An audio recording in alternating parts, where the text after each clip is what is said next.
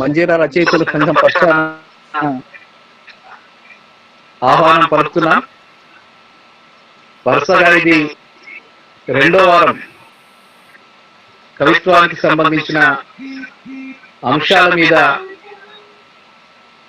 మనం అన్ని విషయాల్ని కూలంకషంగా తెలుసుకోవడం కోసం ఈ కార్యక్రమాన్ని మంజీరా రచయితల సంఘం పక్షాన చేపట్టడం జరుగుతున్నది. గత వారం మనకు మన మంజీరా రచయితల సంఘం వ్యవస్థాపకులు, తెలంగాణ రచయితల సంఘం వ్యవస్థాపకులు, తెలంగాణ సాహిత్య అకాడమీ పూర్వ అధ్యక్షులు, మా గురుతుల్యులు నందిని సిద్ధారెడ్డి గారు చాలా విషయాల మీద ఒక ప్రారంభాన్ని ఇవ్వడం జరిగింది గత ఆదివారం రోజున. మళ్ళీ ఈ రోజు కవిత్వానికి సంబంధించి అటు పద్య కవిత్వం కావచ్చు, మిగతా కవిత్వాలకు సంబంధించి కావచ్చు, కవిత్వ రూపము, శిల్పము, కవిత్వం యొక్క నిర్వచనాలు, కవిత్వం యొక్క గుణగణాలకు సంబంధించి ఏది కవిత్వం, ఎట్లా ఉంటే కవిత్వం అవుతుంది, కవిత్వానికి సంబంధించిన భాష ఎట్లా ఉండాలి అనే అంశాల మీద చాలా కూలంకషంగా దాదాపు ఒక గంట పాటు మనం గత ఆదివారం నాడు అన్ని విషయాల్ని తెలుసుకున్నాం. మళ్ళీ ఈ రోజున దాని కొనసాగింపుగా ఈ కార్యక్రమాన్ని ముందుకు తీసుకువెళ్ళడం జరుగుతున్నది. ఇప్పటికే సిద్ధారెడ్డి సారు ఈ క్లాస్ చెప్పడానికి సిద్ధమై లైన్ లో జాయిన్ అయి ఉన్నారు. ఇంకా చాలా మంది ఈ రోజు కొత్త కొత్త కవులంతా కూడా, లబ్ధ ప్రతిష్ఠులైన సీనియర్ కవులంతా కూడా ఇందులో జాయిన్ అయినట్టుగా మనకు కనిపిస్తుంది. ముందుగా ముఖ్యంగా అటు కందాలయ రాఘవాచార్యులు గారు కూడా వచ్చినట్టుగా ఉన్నది. అట్లాగే కందుకూరు శ్రీరాములు గారు, మా కార్యదర్శి సిద్ధాంకి యాదగిరి గారు, అట్లాగే కామారెడ్డి నుంచి శంకర్ గారు, ఇంకా చాలా మంది లబ్ధ ప్రతిష్ఠులైన కవులంతా కూడా ఈ రోజు ఈ కార్యక్రమంలో జాయిన్ అయినందుకు వాళ్ళందరికీ ప్రత్యేకంగా మరసం పక్షాన ఆహ్వానం పలుకుతున్నాం. మీ అందరికీ ప్రత్యేకంగా ధన్యవాదాలు సార్. ఈ కార్యక్రమాన్ని విజయవంతం చేయడానికి ముందుకు వచ్చినందుకు, మా అందరికీ మార్గనిర్దేశం చేయడానికి ముందుకు వచ్చినందుకు మీ అందరికీ మరొకసారి కృతజ్ఞత తెలియజేస్తున్నాం. ఈ కార్యక్రమాన్ని ఇట్లాగే కొనసాగిద్దాం. కవిత్వానికి సంబంధించిన మెలకువల్ని, ఇప్పుడు వస్తున్న ప్రతి మార్పుని అవగాహన చేసుకుని దాన్ని మరింత గొప్పగా నేర్చుకోవడం, కొత్త వాళ్ళకు నేర్పడం, మాలాంటి వాళ్లకు నేర్చుకునే అవకాశాన్ని ఇవ్వడం, ఇవన్నీ ఈ కార్యక్రమం ద్వారా జరుగుతున్నది. కాబట్టి మరొకసారి ఈ విలువైన సమయాన్ని ఇచ్చినటువంటి సిద్ధారెడ్డి సార్కు ప్రత్యేకంగా మంజీరా రచయితల సంఘం పక్షాన మేము కృతజ్ఞతలు తెలియజేసుకుంటున్నాం. ముఖ్యంగా ఈ కార్యక్రమానికి రూపకల్పన చేసిన మా కార్యదర్శి సిద్ధాంకి యాదగిరి గారికి మరసం పక్షాన ప్రత్యేకంగా అభినందనలు తెలియజేస్తూ ఈ కార్యక్రమాన్ని కొనసాగించవలసిందిగా యాదగిరి గారిని కోరుతున్నాం.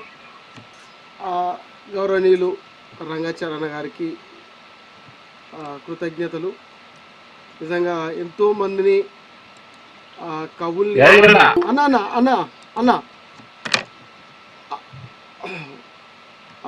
కృతజ్ఞతలు చరణ. మనలాంటి అనేక మంది కవుల్ని, సాహితీ సృజనకారుల్ని తీర్చిదిద్దిన గురువులు గౌరవనీయులు డాక్టర్ నందిని సిద్ధారెడ్డి సార్ గారు. అట్లనే అడగగానే సార్ ఏదో ఒక కార్యక్రమం చేద్దాం సార్ అంటే అప్పటికప్పుడు అదే రోజు సాయంత్రం మనకు ఒక దాదాపు ఈ కార్యక్రమం అంతా కూడా మరి సారు షెడ్యూల్ ఇవ్వడం జరిగింది. ఆ కార్యక్రమంలో భాగంగా మొన్నటి వారం కవిత్వ నైపుణ్యాలు అనే అంశం మీద మొదటి వారము ఆ కార్యక్రమంలో కవి నిర్వచనం, కవిత్వము, నిర్వచనము, ప్రత్యేకతలు, కవిత్వ కళ అనే అంశాల మీద ఇతిహాసం నుంచి మొదలుకుంటే, లాక్షణికుల నుంచి మొదలుకుంటే పాశ్చాత్యులు, వివిధ కవుల ప్రత్యేకతలను గురించి సార్ వివరించడం జరిగింది. ఈ కార్యక్రమంలో లబ్ధ ప్రతిష్ఠులైనటువంటి కవులు, చాలా సీనియర్ కవులు కూడా ఉన్నారు.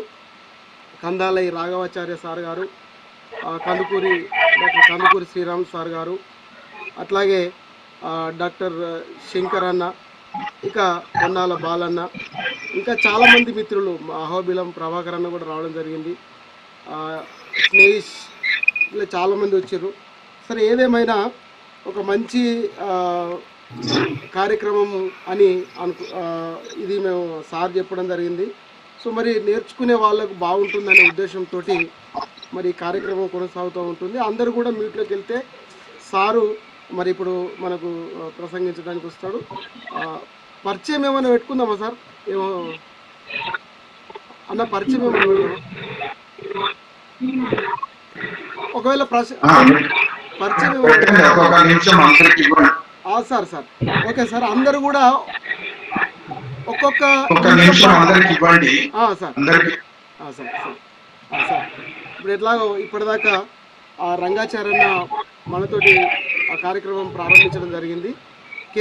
కలకుంట్ల రంగాచార్య సార్ గారు మరి కవిత్వము, పాటలు, చాలా విశ్లేషణాత్మకమైన ప్రసంగాలు చేస్తారు. సో అట్లాగే నా పేరు డాక్టర్ సిద్దంకి యాదగిరి, సిద్దిపేటలో నివాసం. సార్ ఇక మీరు సార్ రాఘవాచార్య సార్.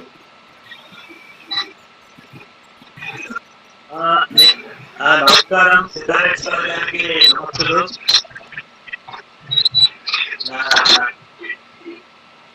దాదాపు 1969 నుండి కవిత్వం రాస్తున్నా. ఏకధార 2018లో ఆవిష్కరించడం జరిగింది. మన సిద్ధారెడ్డి గారే దాన్ని రాశారు. రవీంద్ర భారతిలో ఘనంగా జరిగారు. కవిత్వం రాస్తూనే ఉండాలి, అది అనంతము. ఈ అవకాశం ఇచ్చినందుకు కృతజ్ఞతలు సార్.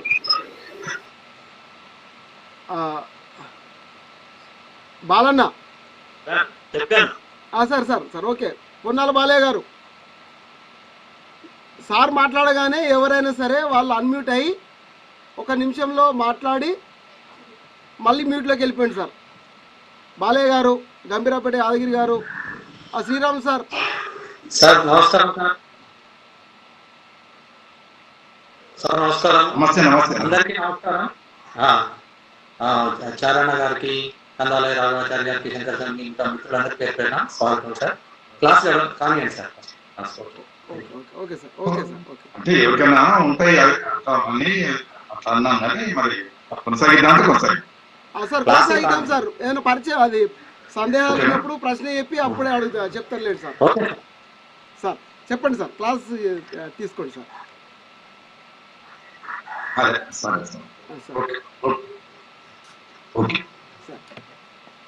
మిత్రులందరికీ నమస్కారం. మంజీరా రచయితల సంఘం కవిత్వం మీద ఉపయోగిస్తున్నటువంటి ప్రసంగాలు, ఈ ప్రసంగాల మీద ఆసక్తి మాత్రమే కాదు, రాఘవాచార్య లాంటి వాళ్ళకి తెలిసిన విషయాలే, కొత్త విషయాలు కాకపోవచ్చు, కానీ అందరం కలుసుకునే ఒక వేదిక. అంతకుముందు సమావేశంలో నేను అన్నట్టుగా, లేదా దాశరథి అన్నట్టుగా మాట నేను ఉపయోగించడం జరిగింది. అన్ని వాదాల కవులు ఒక చోట చాపకూడు గుడిచే ప్రాంగణం ఇది అన్నాడు ఆయన, దాశరథి. కవిత్వం అనేది ఒక ప్రాంగణం. ఇక్కడ అందరూ ఒక చోట కూర్చొని పంక్తి భోజనం చేసే అవకాశం ఉంది అని అన్నారు. కలుసుకుంటున్నందుకు చాలా సంతోషంగా ఉంది. ఇందులో అందరూ చాలా విషయాలు, కవిత్వం అనేది గతంలోనే మనం మాట్లాడుకున్నట్టు ఇది లైఫ్ లాంగ్ క్రాఫ్ట్. ఇది ఒక రోజున, నేను ఇప్పటిదాకా ఒక 60 వరకు చదువుతూనే ఉన్నా. చదివితే తప్ప సజీవంగా ఉండే అవకాశం లేదు, చదివితే తప్ప చాలా విషయాలు కొత్తగా అర్థమయ్యే అవకాశం లేదు. దీనికి కారణం ఏంటంటే కవిత్వం అనేదే అది నిరంతరం.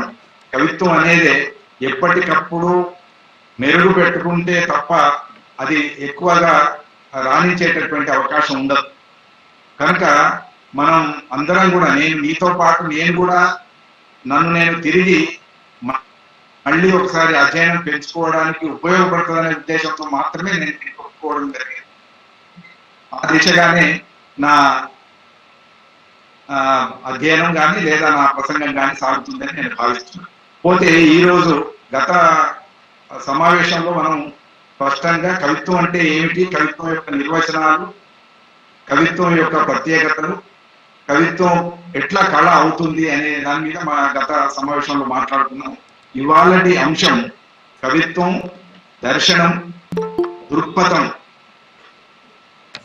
ఈ అంశాల మీద ఇవాళ మాట్లాడుకుందామని నేను మిత్రులకు సూచించడం జరిగింది. కవిత్వం, దర్శనం, దృక్పథం. కవిత్వం అంటే ఏంటిది అని అనుకున్నప్పుడు గత సమావేశంలో కూడా దర్శనాత్ వర్ణనాత్ చాద ఆచ్ఛాద లోకారూఢే కవి శృతి అని ఒక నానుడి ఉన్నది అని అందరికి తెలిసినటువంటి మాట.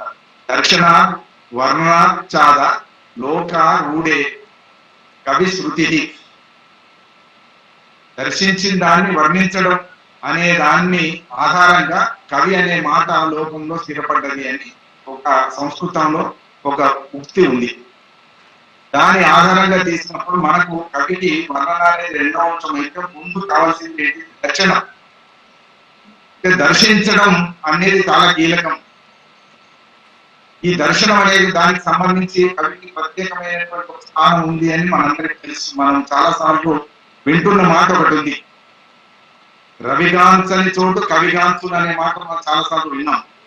సూర్యుడు కూడా చొరబాడలేని లేదా చూడలేని ప్రాంతాల్లోకి కవి చూడగలుగుతాడు, ప్రాంతాలను కవి చూడగలుగుతాడు అనే మాట మనకు ఉంది. రవిగాంచని చోటు కవిగాంచున్ అనే మాట ఉంది. అంటే రవి కిరణాలు ప్రవేశించినటువంటి చోటును కూడా ఆవిష్కరించేటటువంటి వాడు కవి. ఎట్లా ఆవిష్కరిస్తాడు? చూడడం ద్వారా. చూడడమే దర్శనం అన్నారు. అందుకని మొదటి నుంచి కూడా ప్రాచీన కాలం నుంచి కూడా ఈ దర్శనం అనే దానికి ఒక ప్రత్యేకమైన స్థానం ఉంది. అందుకని దర్శించడం అనగానే మనకి చూడడం రాదా అని అనుమానం ఎవరికైనా వస్తుంది. మనం అందరం చూస్తూనే ఉన్నాం.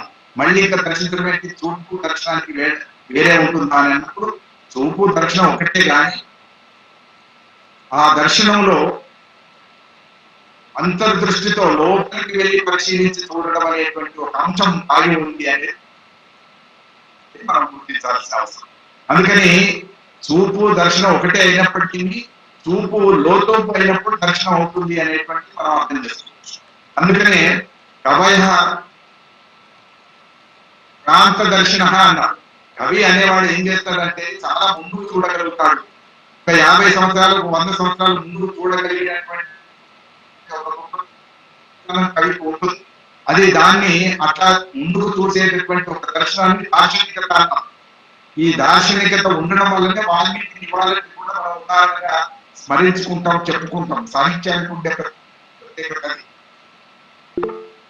సాహిత్యానికి ఉండే ప్రత్యేకతలలో ఈ దార్శనికత అనేటువంటి చాలా కీలకం. అందుకే కవి అనేవాడు ఎక్కడ మొదలవుతాడు అంటే ప్రాంత దర్శిని, ముందుకు చూడడం అనే దగ్గర మొదలవుతాడు. అంటే ఒక అభ్యుదయాన్ని చూడడం, ఒక మానవ పురోగతిని చూడడం అనేటువంటిది తప్పనిసరిగా ఈ దర్శనంలో అందుబాటులోకి వస్తుంది. అందుకని ఈ దర్శనం అనేటువంటి కీలకం. ఏది వర్ణించాలి? కవిత్వం రాయడానికి మనం సిద్ధపడి ఉన్నాం. సిద్ధపడినప్పుడు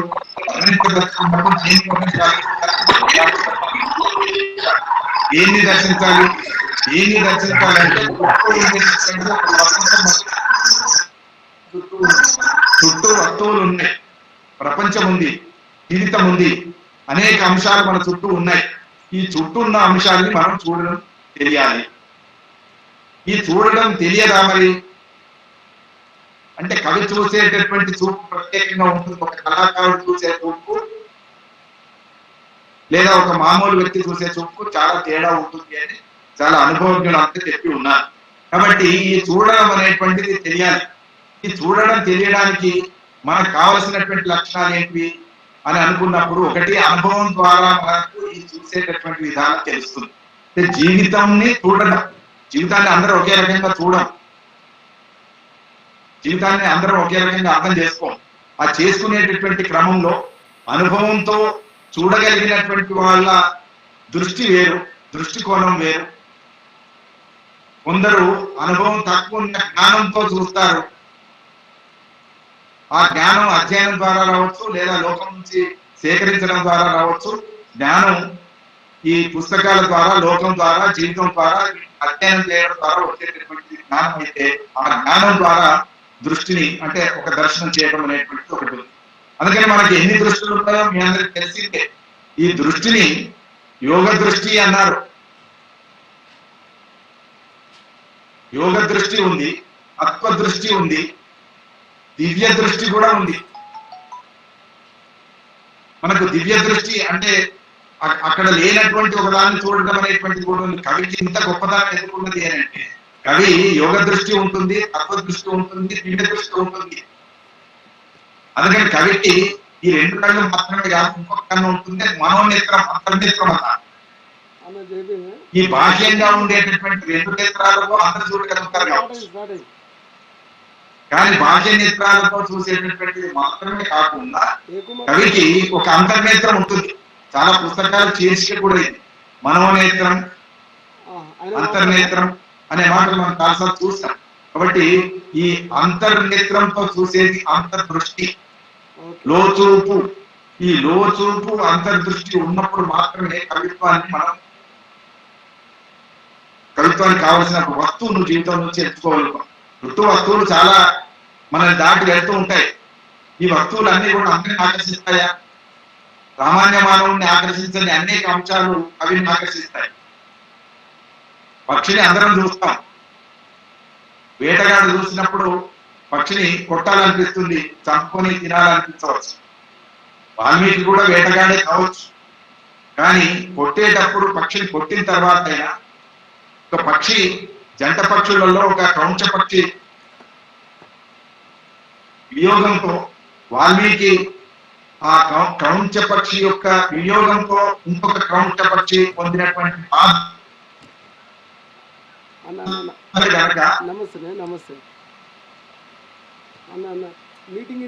రామాయణం వాసించాడు.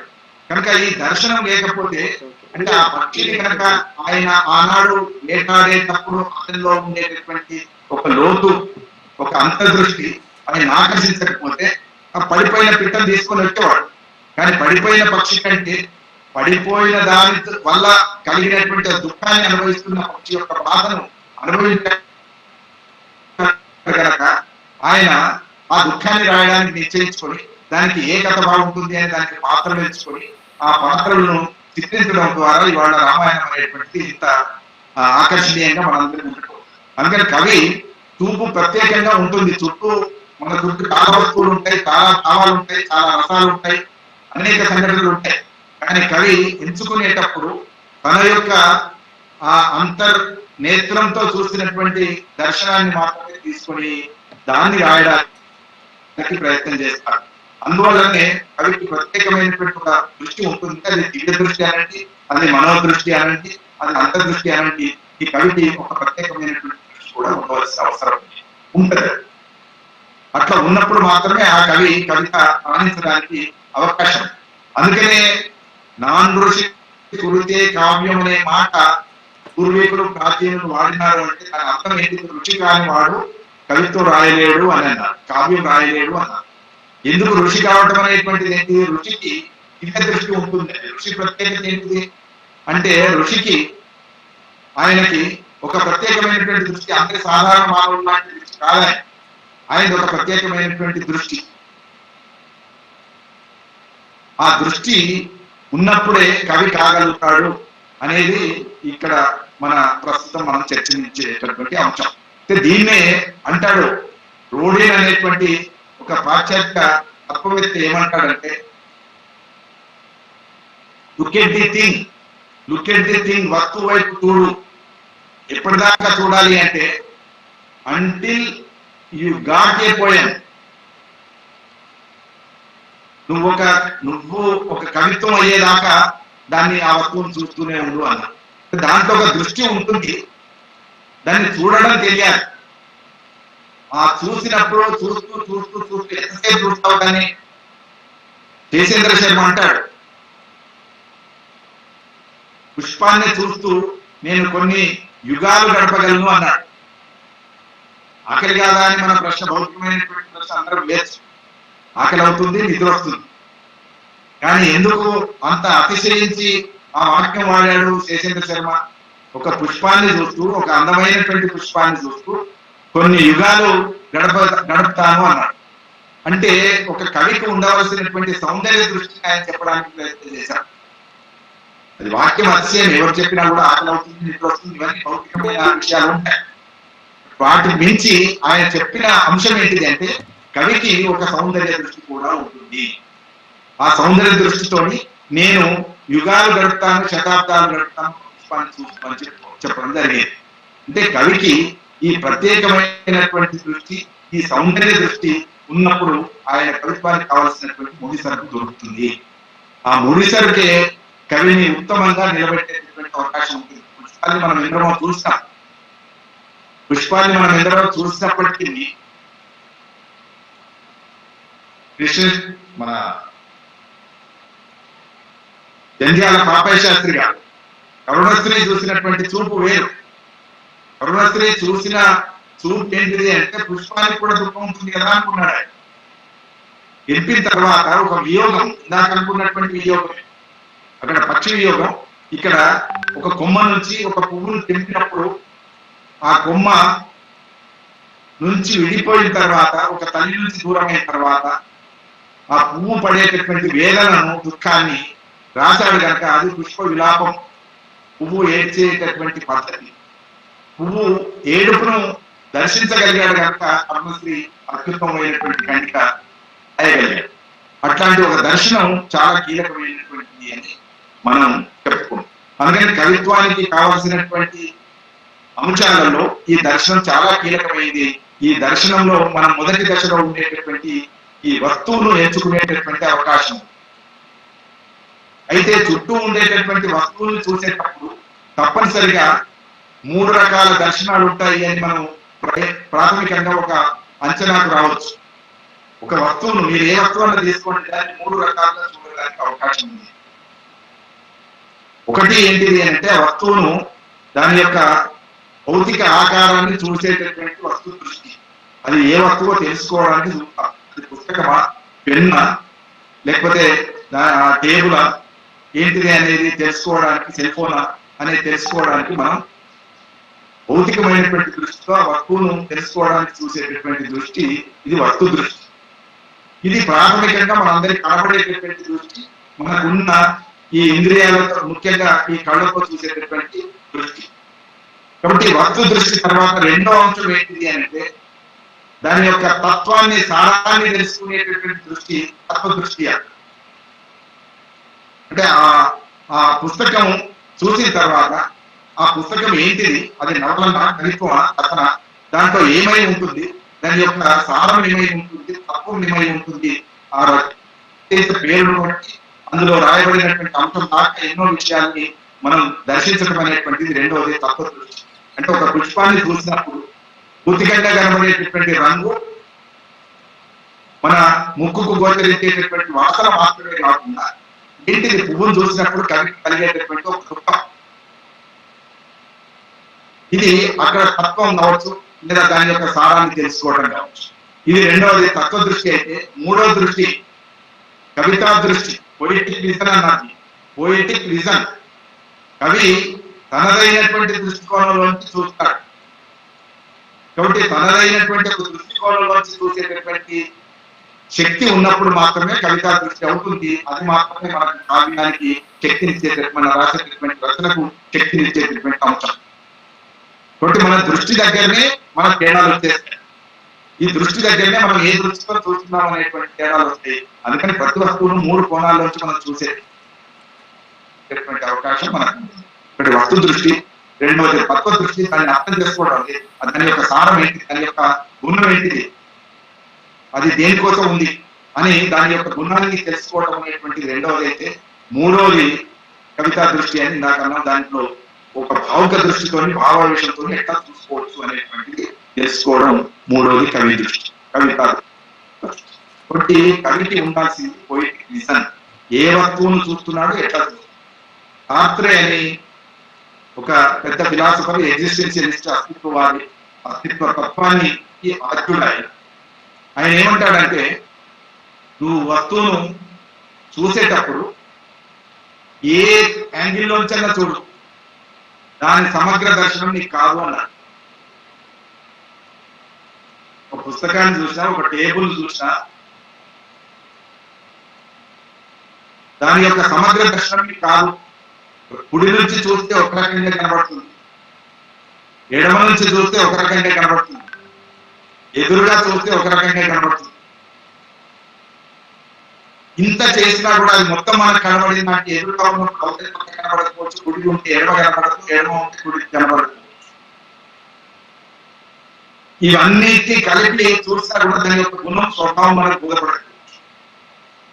కాబట్టి దాని యొక్క తత్వము, దాని యొక్క గుణము, దాని అస్తిత్వం మొత్తం మనం దర్శించగలిగినప్పుడే అది ఒక సమగ్ర దర్శనం అవుతుంది. దానికి కావాల్సింది, దానికి ఆయన పెట్టిన పేరు ఏంటంటే, ఇది విజన్ మాత్రమే కాదు, it is not only mere vision, it is perception అన్నాడు. ఇది ఒక దృష్టి మాత్రమే కాదు, కళ్ళతో చూసేటటువంటి దృష్టి కాదు, ఒక భావనాత్మకమైనటువంటి దృష్టి అని చెప్పారు. అంటే ఈ భావన, పర్సెప్షన్ అంటే దాని యొక్క తత్వాన్ని, దాని యొక్క స్వభావాన్ని మొత్తం అర్థం చేసుకోవడం అనేది సమగ్ర దర్శనం. అంటే ఈ తత్వాన్ని అర్థం చేసుకోవడం అనేటువంటి కవి దృష్టి, కవిత దృష్టి అవుతుంది. సాహిత్యకారుడికి ప్రత్యేకత ఉండవలసినటువంటి దృష్టి. ఇంకొక ఉదాహరణ కూడా చెప్తే మనకు ఇంకా స్పష్టంగా ఉంటుందని ఇంకొక ఉదాహరణ చెప్తాను. చెట్టు ఉంటుంది, చెట్టుకు ఒక పండు లేదా కాయ ఉంటుంది. ఈ చెట్టుకు కాసినటువంటి పండును లేదా కాయ పండైనటువంటి దాన్ని మనం చూసినప్పుడు, ఒక ఆకలితో ఉన్నవాడికి లేదా ఒక భౌతిక దృష్టి ఉన్నవాడి కనబడేటటువంటి ఏంటిది అంటే, పండు కనబడుతుంది, పండు తింటే ఆకలి తీరుతుంది అని తెలుస్తుంది. అది ఆయనను ఒక భౌతికవాదిగా, ఒక సాధారణ దృష్టితో చూసినట్టు వ్యక్తిగా మనం చూసుకోవడానికి అవకాశం. అదే తాత్వికుడు అయితే ఏం చేస్తాడు, తత్వబోధ చేసేటటువంటి ఆయన ఫిలాసఫర్ అయితే, తాత్వికుడు అయితే ఏం చేస్తాడు, వేదాంతి అయితే ఏం చేస్తాడు అంటే, ఎవరైనా రాలిపోక తప్పదు. ఈ జీవితం కూడా అంతే.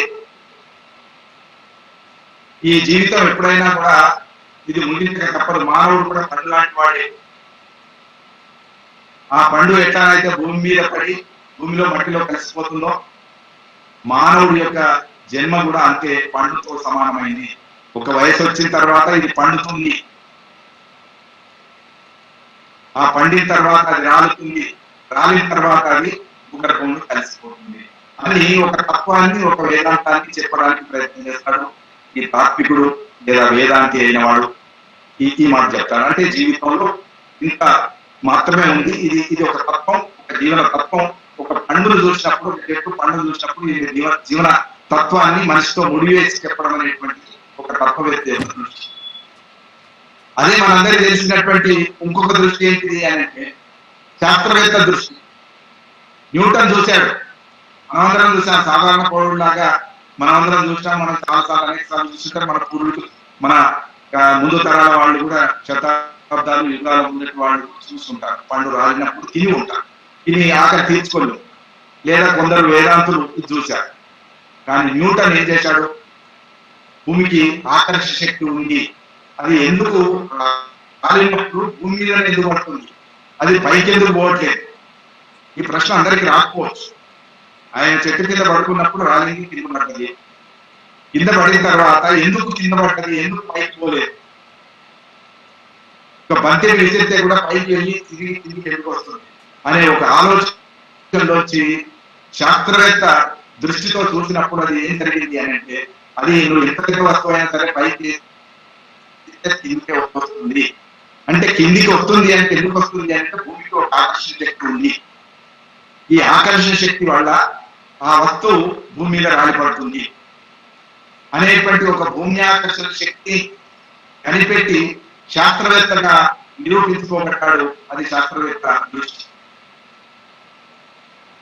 కానీ అదే కవి దృష్టి ఏంటిది అంటే ఆ పండు యొక్క సౌందర్యం ఎంత గొప్పగా, ఆ పండును చూసినప్పుడు కవికి ఎన్ని అంశాలు గుర్తొస్తాయి. ఆ అంశాలలో ఆ కవి పండు యొక్క సౌందర్యాన్ని వర్ణించవచ్చు, చెట్టు యొక్క సౌందర్యాన్ని వర్ణించవచ్చు. అది రాలి పడిన తర్వాత దానికి కొత్తగా అంతకు ముందు చెట్టుతో ఉన్న బంధాన్ని చెప్తాడు. భావోద్వేగంతో రాలి పడిన తర్వాత భూమితో ఉండేటటువంటి బంధాన్ని చెప్తాడు.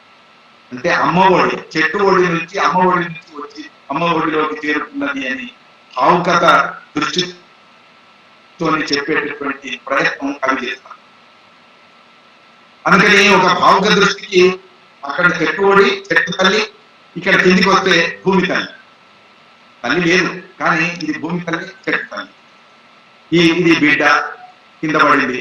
కాబట్టి ఇట్లాంటి ఒక భావనతో కలిగినటువంటి ఒక దృష్టి ఏం చేస్తుంది, ఆ దృష్టి సౌందర్యాత్మక దృష్టి ఏం చేస్తుంది అంటే కవిని. అందుకని కవికి ఈ ప్రత్యేకమైనటువంటి దృష్టి ఉండడం వల్ల ఇతను భిన్నమైనటువంటి మిగతా మూడు దృష్టిల కంటే భిన్నమైన భౌతిక దృష్టి కంటే, తాత్విక దృష్టి కంటే, శాస్త్ర విజ్ఞాన దృష్టి కంటే ఈ కవి దృష్టి ఒక ప్రత్యేకమైనది కనుక, భావుకమైనటువంటి దృష్టి కనుక, భావనాత్మకమైన దృష్టి కనుక ఆ దృష్టితో చూడడం వల్ల ఇతను కవి అయింది. కాబట్టి కవికి కూడా ఒక శాస్త్రవేత్తతో సమానంగా, ఒక తత్వవేత్తతో సమానంగా ఈయన గుర్తింపబడ్డాడు సమాజం. అందుకని ఈయన తక్కువ కాదు. ఈయన ప్రత్యేకత ఏంటంటే ఇంకా తత్వవేత్తనట, అందులో ఉండే తత్వవేత్త కానీ శాస్త్రవేత్త కానీ అందులో ఉండే సత్యాన్ని చెప్తాడు. సైంటిస్ట్ కానీ ఒక ఫిలాసఫర్ కానీ ఏం చేస్తాడంటే ఆ జరిగిన అంటే చెట్టు నుంచి పండు రాలిపడినప్పుడు ఒక సత్యాన్ని, తత్వవేత్తకు అర్థమైన సత్యాన్ని తత్వవేత్త చెప్పాడు. అది మట్టిలో కలిసిపోయింది నిజం. శాస్త్రవేత్తకు అర్థమైనటువంటి విషయాన్ని, సత్యాన్ని శాస్త్రవేత్త చెప్పాడు. ఈ ఇద్దరు సత్యాన్ని చెప్పాడు.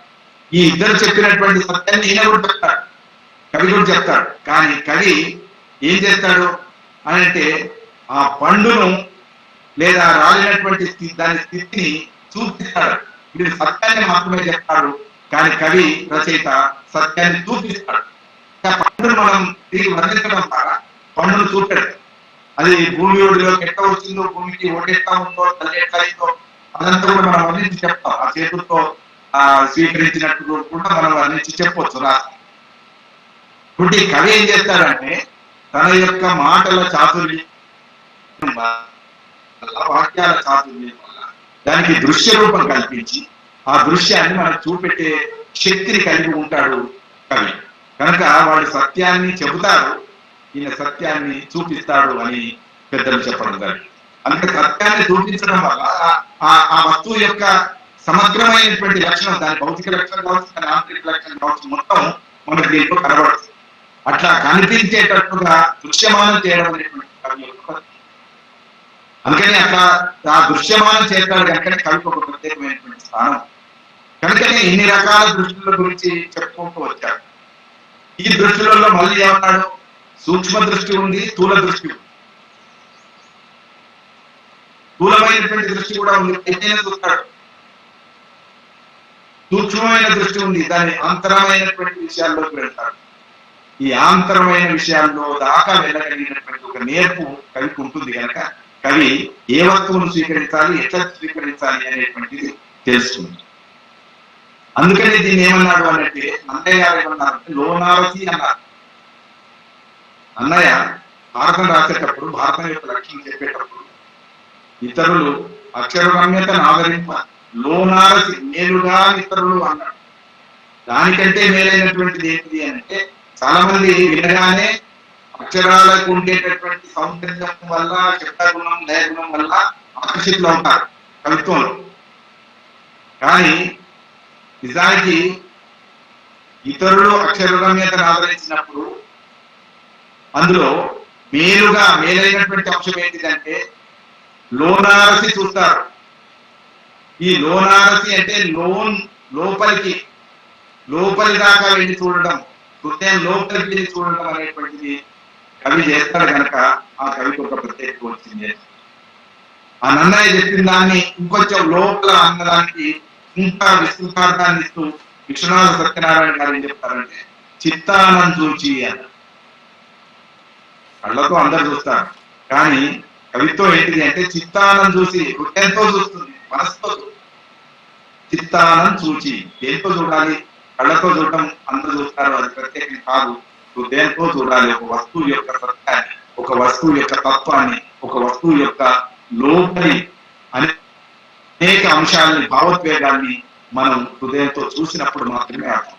అంటే ప్రతి వస్తువుకు ఒక భావోద్వేగాన్ని కల్పించగలిగినటువంటి శక్తి ఎవరుకుందంటే కవికి. నిజంగా అందులో ఉందో తెలియదు, కానీ కవి లోపల, కవి హృదయంలో ఈ భావోద్వేగాలన్నీ ఉంటాయి కనుక ఈ భావోద్వేగాలన్నీ అందుకని చిత్తానం చూచి అని. మనందరికి తెలిసినటువంటి శ్రీశ్రీ మాటలు అయితే మనందరికి తెలిసింది. ఒక పిల్ల అగ్గిపుల్ల సబ్బు పిల్ల ఈనంగా చూడకు దేన్ని కవితామయమేనోయ్ అన్ని అన్నాడు. ఈనంగా చూడకు దేన్ని అంటే మనకు అంతకుముందు చేసినటువంటి పని ఏంటంటే ప్రాచీన అలంకారిక శాస్త్రం లేదా ప్రాచీన కవులు, ప్రాచీన తాత్వికులు చెప్పినటువంటి విషయాలు ఏంటంటే కవిత్వం కొన్ని విషయాల్లోనే ఉంటుంది, అన్ని చోట్ల ఉండదు. కవిత్వానికి మళ్ళీ గొప్ప నాయకులు కావాలి, సౌందర్యవతి అయిన స్త్రీ కావాలి, వీళ్ళలోనే కవిత్వాన్ని చూడగలిగినటువంటి స్థితి అంతకుముందు ఉండేది. అయితే భగవంతుడు లేదా ప్రభువు, భగవంతుడిలో కవిత్వం ఉంటుంది, ప్రభువు వర్ణంలో కవిత్వం ఉంటుంది, ఒక అందమైన స్త్రీ వర్ణంలో కూడా కవిత్వం ఉంటుంది అని చెప్పినటువంటి వాళ్ళు ప్రాచీన కవులు. కానీ శ్రీశ్రీ దగ్గరికి వచ్చేసరికి ఏమన్నాడు? కుక్క పిల్ల, అగ్గిపుల్ల, సబ్బు పిల్ల, ఇవి ఏమైనా సరే ఇవన్నీ కూడా దేన్ని తక్కువ చూడొద్దు, హీనంగా చూడొద్దు, ఇవన్నీ కూడా కవితామయమై అన్నాడు. పళ్ళ చెక్క, ప్రతిొక్క ఇవన్నీ కూడా వీటిల్లో కళ్ళంటూ ఉంటే చూసి వాక్కుంటే రాసి అన్న. కళ్ళంటూ ఉంటే చూసి, కళ్ళుతో చూసేటటువంటి దాన్ని కళ్ళంటూ ఉంటే చూసి అని మళ్ళీ అన్నాడు అంటే కళ్ళున్న వాళ్ళందరూ చూడరు. కళ్ళున్న కబోదులు అనే మాట ఉంది. కళ్ళున్న వాళ్ళందరూ దర్శించరు. కళ్ళుండాలి, దర్శించడానికి కావాల్సింది హృదయం. కళ్ళు హృదయం రెండు ఉన్నప్పుడు మాత్రమే ఆ దర్శనానికి సాధ్యం అవుతుంది. అందుకని మనకు ఒక కాళిదాసు ప్రత్యేకత ఏంటి? మేఘాన్ని చూసినప్పుడు ఆయనకి ఏం కనబడ్డది? మేఘాన్ని మనం కూడా చూస్తాం, రోజు వస్తాయి పోతాయి. ఇవాళ కూడా చాలా మేఘాలు వస్తుంటాయి పోతాయి, వర్షం కురుస్తుంది మనకు తెలుసు. రైతు చూస్తాడు, వాన పడితే చాలు. రైతు మేఘం వైపు చూస్తాడు, ఈ వాన కురుస్తుంది, ఈ మప్ప కురుస్తుందా లేదా చెప్పాడు. ఆయన అంత సైన్స్ ఉంటుంది రైతు దగ్గర, ఆ జ్ఞానం ఉంటుంది. కానీ కాళిదాసు చూసినప్పుడు ఏం చేశాడు? ఒక వియోగంలో ఉండేటటువంటి ఒక భర్త తన ప్రియురాలు భార్యకు ఈ మేఘం ద్వారా సందేశం పంపించేటటువంటి ప్రయత్నం చేశారు. ఈ మేఘం తప్పకుండా కదులుతుంది కనుక, అటు వెళుతుంది కనుక, అది తప్పకుండా అలకాపురి కూడా వెళ్తుంది కనుక, గ్రామగిరి నుంచి అలకాపురి వెళ్ళేటప్పుడు ఓ మేఘమా నువ్వు వెళ్ళి పలానా తోట మా భార్య ఉంది లేదా నా ప్రియురాలు ఉంది, ఆమెకి ఈ సందేశం పంపు అని మేఘాన్ని ఒక దూతగా, ఒక రాయబారిగా భావించడం అనేటువంటిది కాళిదాసు యొక్క గొప్పతనానికి కారణం. అందుకని ఈ దూత రాయబారం అనేటువంటిది ఎక్కడి నుంచి వచ్చింది అంటే కవి దృష్టిలో వచ్చింది. అదే జాషువా దగ్గరికి వచ్చేసరికి శివుడికి చేరవేయాలి సందేశం, భగవంతుడికి అందరు చెప్పుకుంటారు, మన కోరికలు చెప్పుకుంటారు.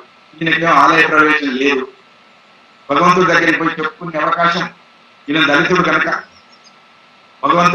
భగవంతుడి ఆలయంలోకి ప్రవేశం లేదు కనుక ఆయన శివాలయాన్ని దృష్టిలో ఉంచుకున్నాడు. శివాలయంలోకి కూడా పూజారి రాణిస్తాడో లేదో అని అనుకున్నప్పుడు అక్కడ ఒక గబ్బిలా నేర్చుకున్నాడు. రాయబారానికి ఆయన మేఘాన్ని నేర్చుకుంటే ఈయన ప్రత్యేకత ఏంటంటే గబ్బిలా గబ్బిలం ద్వారా నువ్వు శివుని దగ్గరికి చేరువగా ఉంటావు కనుక ఆ శివుడితో నా మాటలు ఇట్లా విన్నవించు అని చెప్పి గబ్బిలంతో పొరబెట్టి.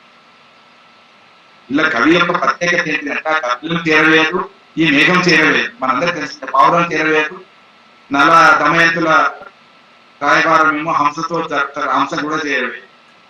కానీ దీని ద్వారా ఏం జరుగుతుంది అంటే ఒక కవి వియోగంలో పొందేటటువంటి ప్రియుడి యొక్క బాధను, లేదా కవి భగవంతుడి నుంచి దూరమైనటువంటి ఒక వ్యక్తి యొక్క బాధను ఆవిష్కరించడానికి కవికి ఇక్కడ అవకాశం ఉంది. అది మొత్తం మనకి కనబడుతుంది. అందుకని కవి ప్రత్యేకంగా కవి అవతరించాడు ఎక్కడ, కవిత్వం ఎక్కడ పుడుతుంది అని అన్నప్పుడు ఈ దృష్టిలో వచ్చే పుడుతుంది. ఈ దృష్టి కలిగినప్పుడు ఇంకా కవిత్వం అంతా రాసుకుంటూ పోవడం అనేది సులువుగా జరుగుతుంది. ఈ ఆలోచన రావడం లేదా ఈ దర్శనం రావడం అనేది చాలా, అందుకని ఈ దర్శనం అనేటువంటి దాన్ని మనం చాలా ప్రత్యేకంగా ఆవిర్భావించినటువంటి అవసరం ఉంది. ఈ దర్శనం వల్లనే మనం ఎంత ఉత్తమ కవి కాగలుగుతాం అనేటువంటి దీన్ని బట్టి ఆధారపడి. అయితే ఈ దర్శనానికి కూడా కొన్ని అంశాలు ఉన్నాయి అన్నారు. దర్శనానికి కూడా ఆ కాలం, ప్రతి కాలంలో ఒక తాత్వికత, మన కవునన్నా కాదన్నా మనం ఇక్కడే ఒక తాత్వికత ఉంటుంది. 20 ఏళ్ళకి కావచ్చు, 30 ఏళ్ళకి కావచ్చు, ఆ దర్శనానికి సంబంధించిన కొన్ని సూత్రాలు మారిపోతాయి. ఈ దార్శనికత, ఈ దర్శనానికి కావాల్సినటువంటి, ఈ చూడడానికి కావాల్సినటువంటి సూత్రాలు ఏవైతే ఉన్నాయో ఆ సూత్రాలు ఒకే కాలంలో ఒక తీరుగా ఉంటాయి అని. అందుకని మనకు తెలిసినటువంటి కవులే, చాలా కరుణామయంగా ఉండేటటువంటి కవులు, వర్ణాశ్రమ ధర్మాలు 35 రాసిన కవులు ఉన్నారు.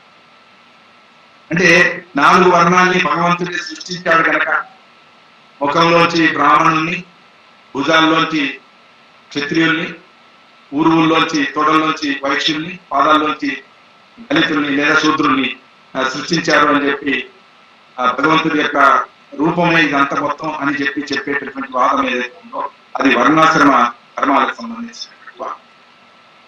కాబట్టి ఈ అంశాలన్నీ కూడా మళ్ళీ మనల్ని ఏం చేస్తాయంటే రక్షించడానికి కావలసినటువంటి కొన్ని సూత్రాలని ప్రతి సమాజం మన మీద కొంచెం ప్రభావితమై ఉంటుంది. ఆ సూత్రాలని మనకు నేర్పు.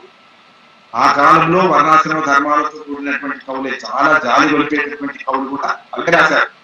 పోతన కూడా దున్నుకొని బతికేటటువంటి పోతన కూడా వర్ణాశ్రమ ధర్మాలకు అనుకూలమైనటువంటి పద్ధతిలోనే రాస్తారు. ఎందుకు అని అంటే ఆ కాలంలో ఆ ధర్మం ఉంది. అట్లనే చతుర్విధ పురుషార్థాలు ఉన్నాయి. ఇవన్నీ కూడా ఒక పద్ధతి, ఒక ఫిలాసఫీ, ఒక దర్శనం. కాబట్టి ఈ దర్శనాన్ని మళ్ళీ మనం చూసేటటువంటి దానికి సహాయకారులుగా ఉండడానికి కొన్ని సూత్రాలు ఈ తాత్వికులైన వాళ్ళు, ఈ యోగులైన వాళ్ళు, ఈ వేదాంతులైన వాళ్ళు కొన్ని సూత్రాలను మనకు తయారు చేసి అందించారు. అది కరెక్టా కాదా అని మళ్ళీ ఎవరికి వాళ్ళు కాలాన్ని బట్టి నిర్ణయించుకోవచ్చు. అట్లాంటి దర్శనాల్లో వేదాంత దర్శనం అనేది ఒకటి. అంటే మనం 2వ అంశానికి వెళితే, ఇట్లా కవి చూడడం మొదలుపెట్టిన తర్వాత జీవితాన్ని దర్శించడానికి ఈ సూత్రాలు ఉపయోగపడతాయన్న తర్వాత ఈ జీవితాన్ని దర్శించడానికి ఏమేమి దర్శనాలు ఉన్నాయని మళ్ళీ మనం అర్థం చేసుకోవచ్చు. వస్తువుని దర్శించాలన్నా, జీవితాన్ని దర్శించాలన్నా, ప్రకృతిని దర్శించాలన్నా, లోకాన్ని దర్శించాలి.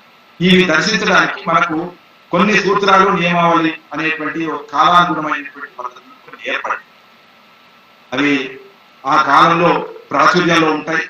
తర్వాత వచ్చినటువంటి కాలంలో కొన్ని ప్రశ్నలు వేస్తారు, కొన్ని సమాధానాలు చెప్తారు, కొన్ని ఈ రకమైనటువంటి చర్చా కోర్సులు అన్ని కూడా జరుగుతుంటాయి. కాలం మాత్రం ముందుకు వెళ్తూ, అందుకని కాలం చాలా కీలకం.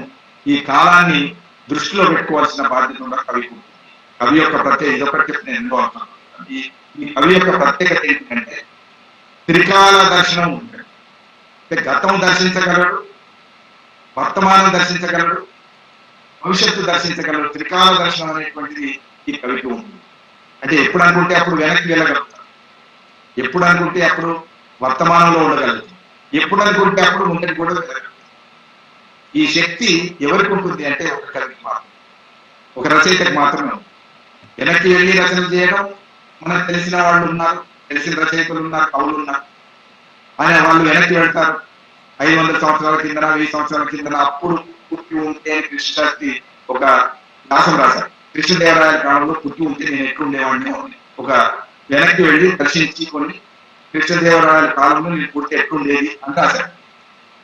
అట్లనే శ్రీశ్రీ చాలా ముందరికి వెళ్ళి మరో ప్రపంచం పిలిచింది, చాలా ముందుకు కానీ ఈ కవి వెనక్కి వెళ్తాడా, ముందరికి వెళ్తాడా, మధ్యలో ఉంటాడా, వర్తమానంలో ఉంటాడా, ఇవన్నీ కవి యొక్క ఆసక్తిని బట్టి, కవి యొక్క ఇష్టాన్ని బట్టి, ఆనాడు లోకంలో ఉన్నటువంటి అభిప్రాయాన్ని బట్టి ఏర్పడేదానికి అవకాశం.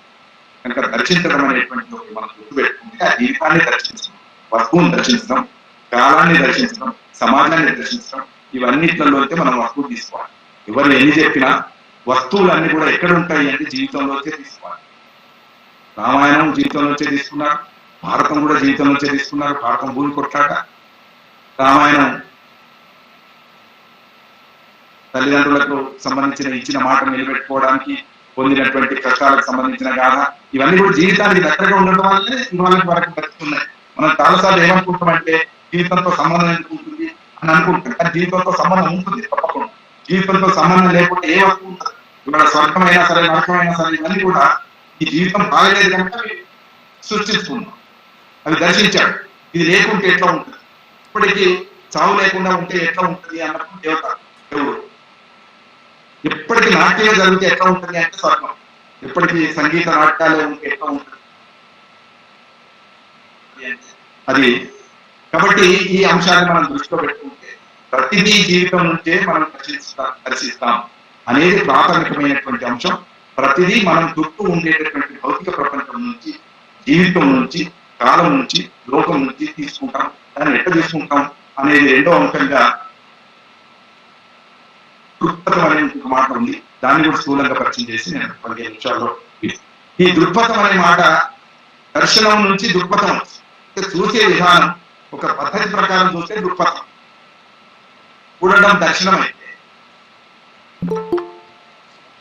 ఈ చూడడాన్ని ఒక సూత్రానుట్లయితే, ఒక క్రమానుగుణంగా సాగినట్లయితే దృక్పథం అంటే జీవితాన్ని దర్శించడానికి కొన్ని దృక్పథాలు మనకి ఏర్పడి, అందులో భౌతిక దృక్పథం, భావవాద దృక్పథం, 2 రకాల దృక్పథాన్ని నిర్వహించుకొని చెప్తా.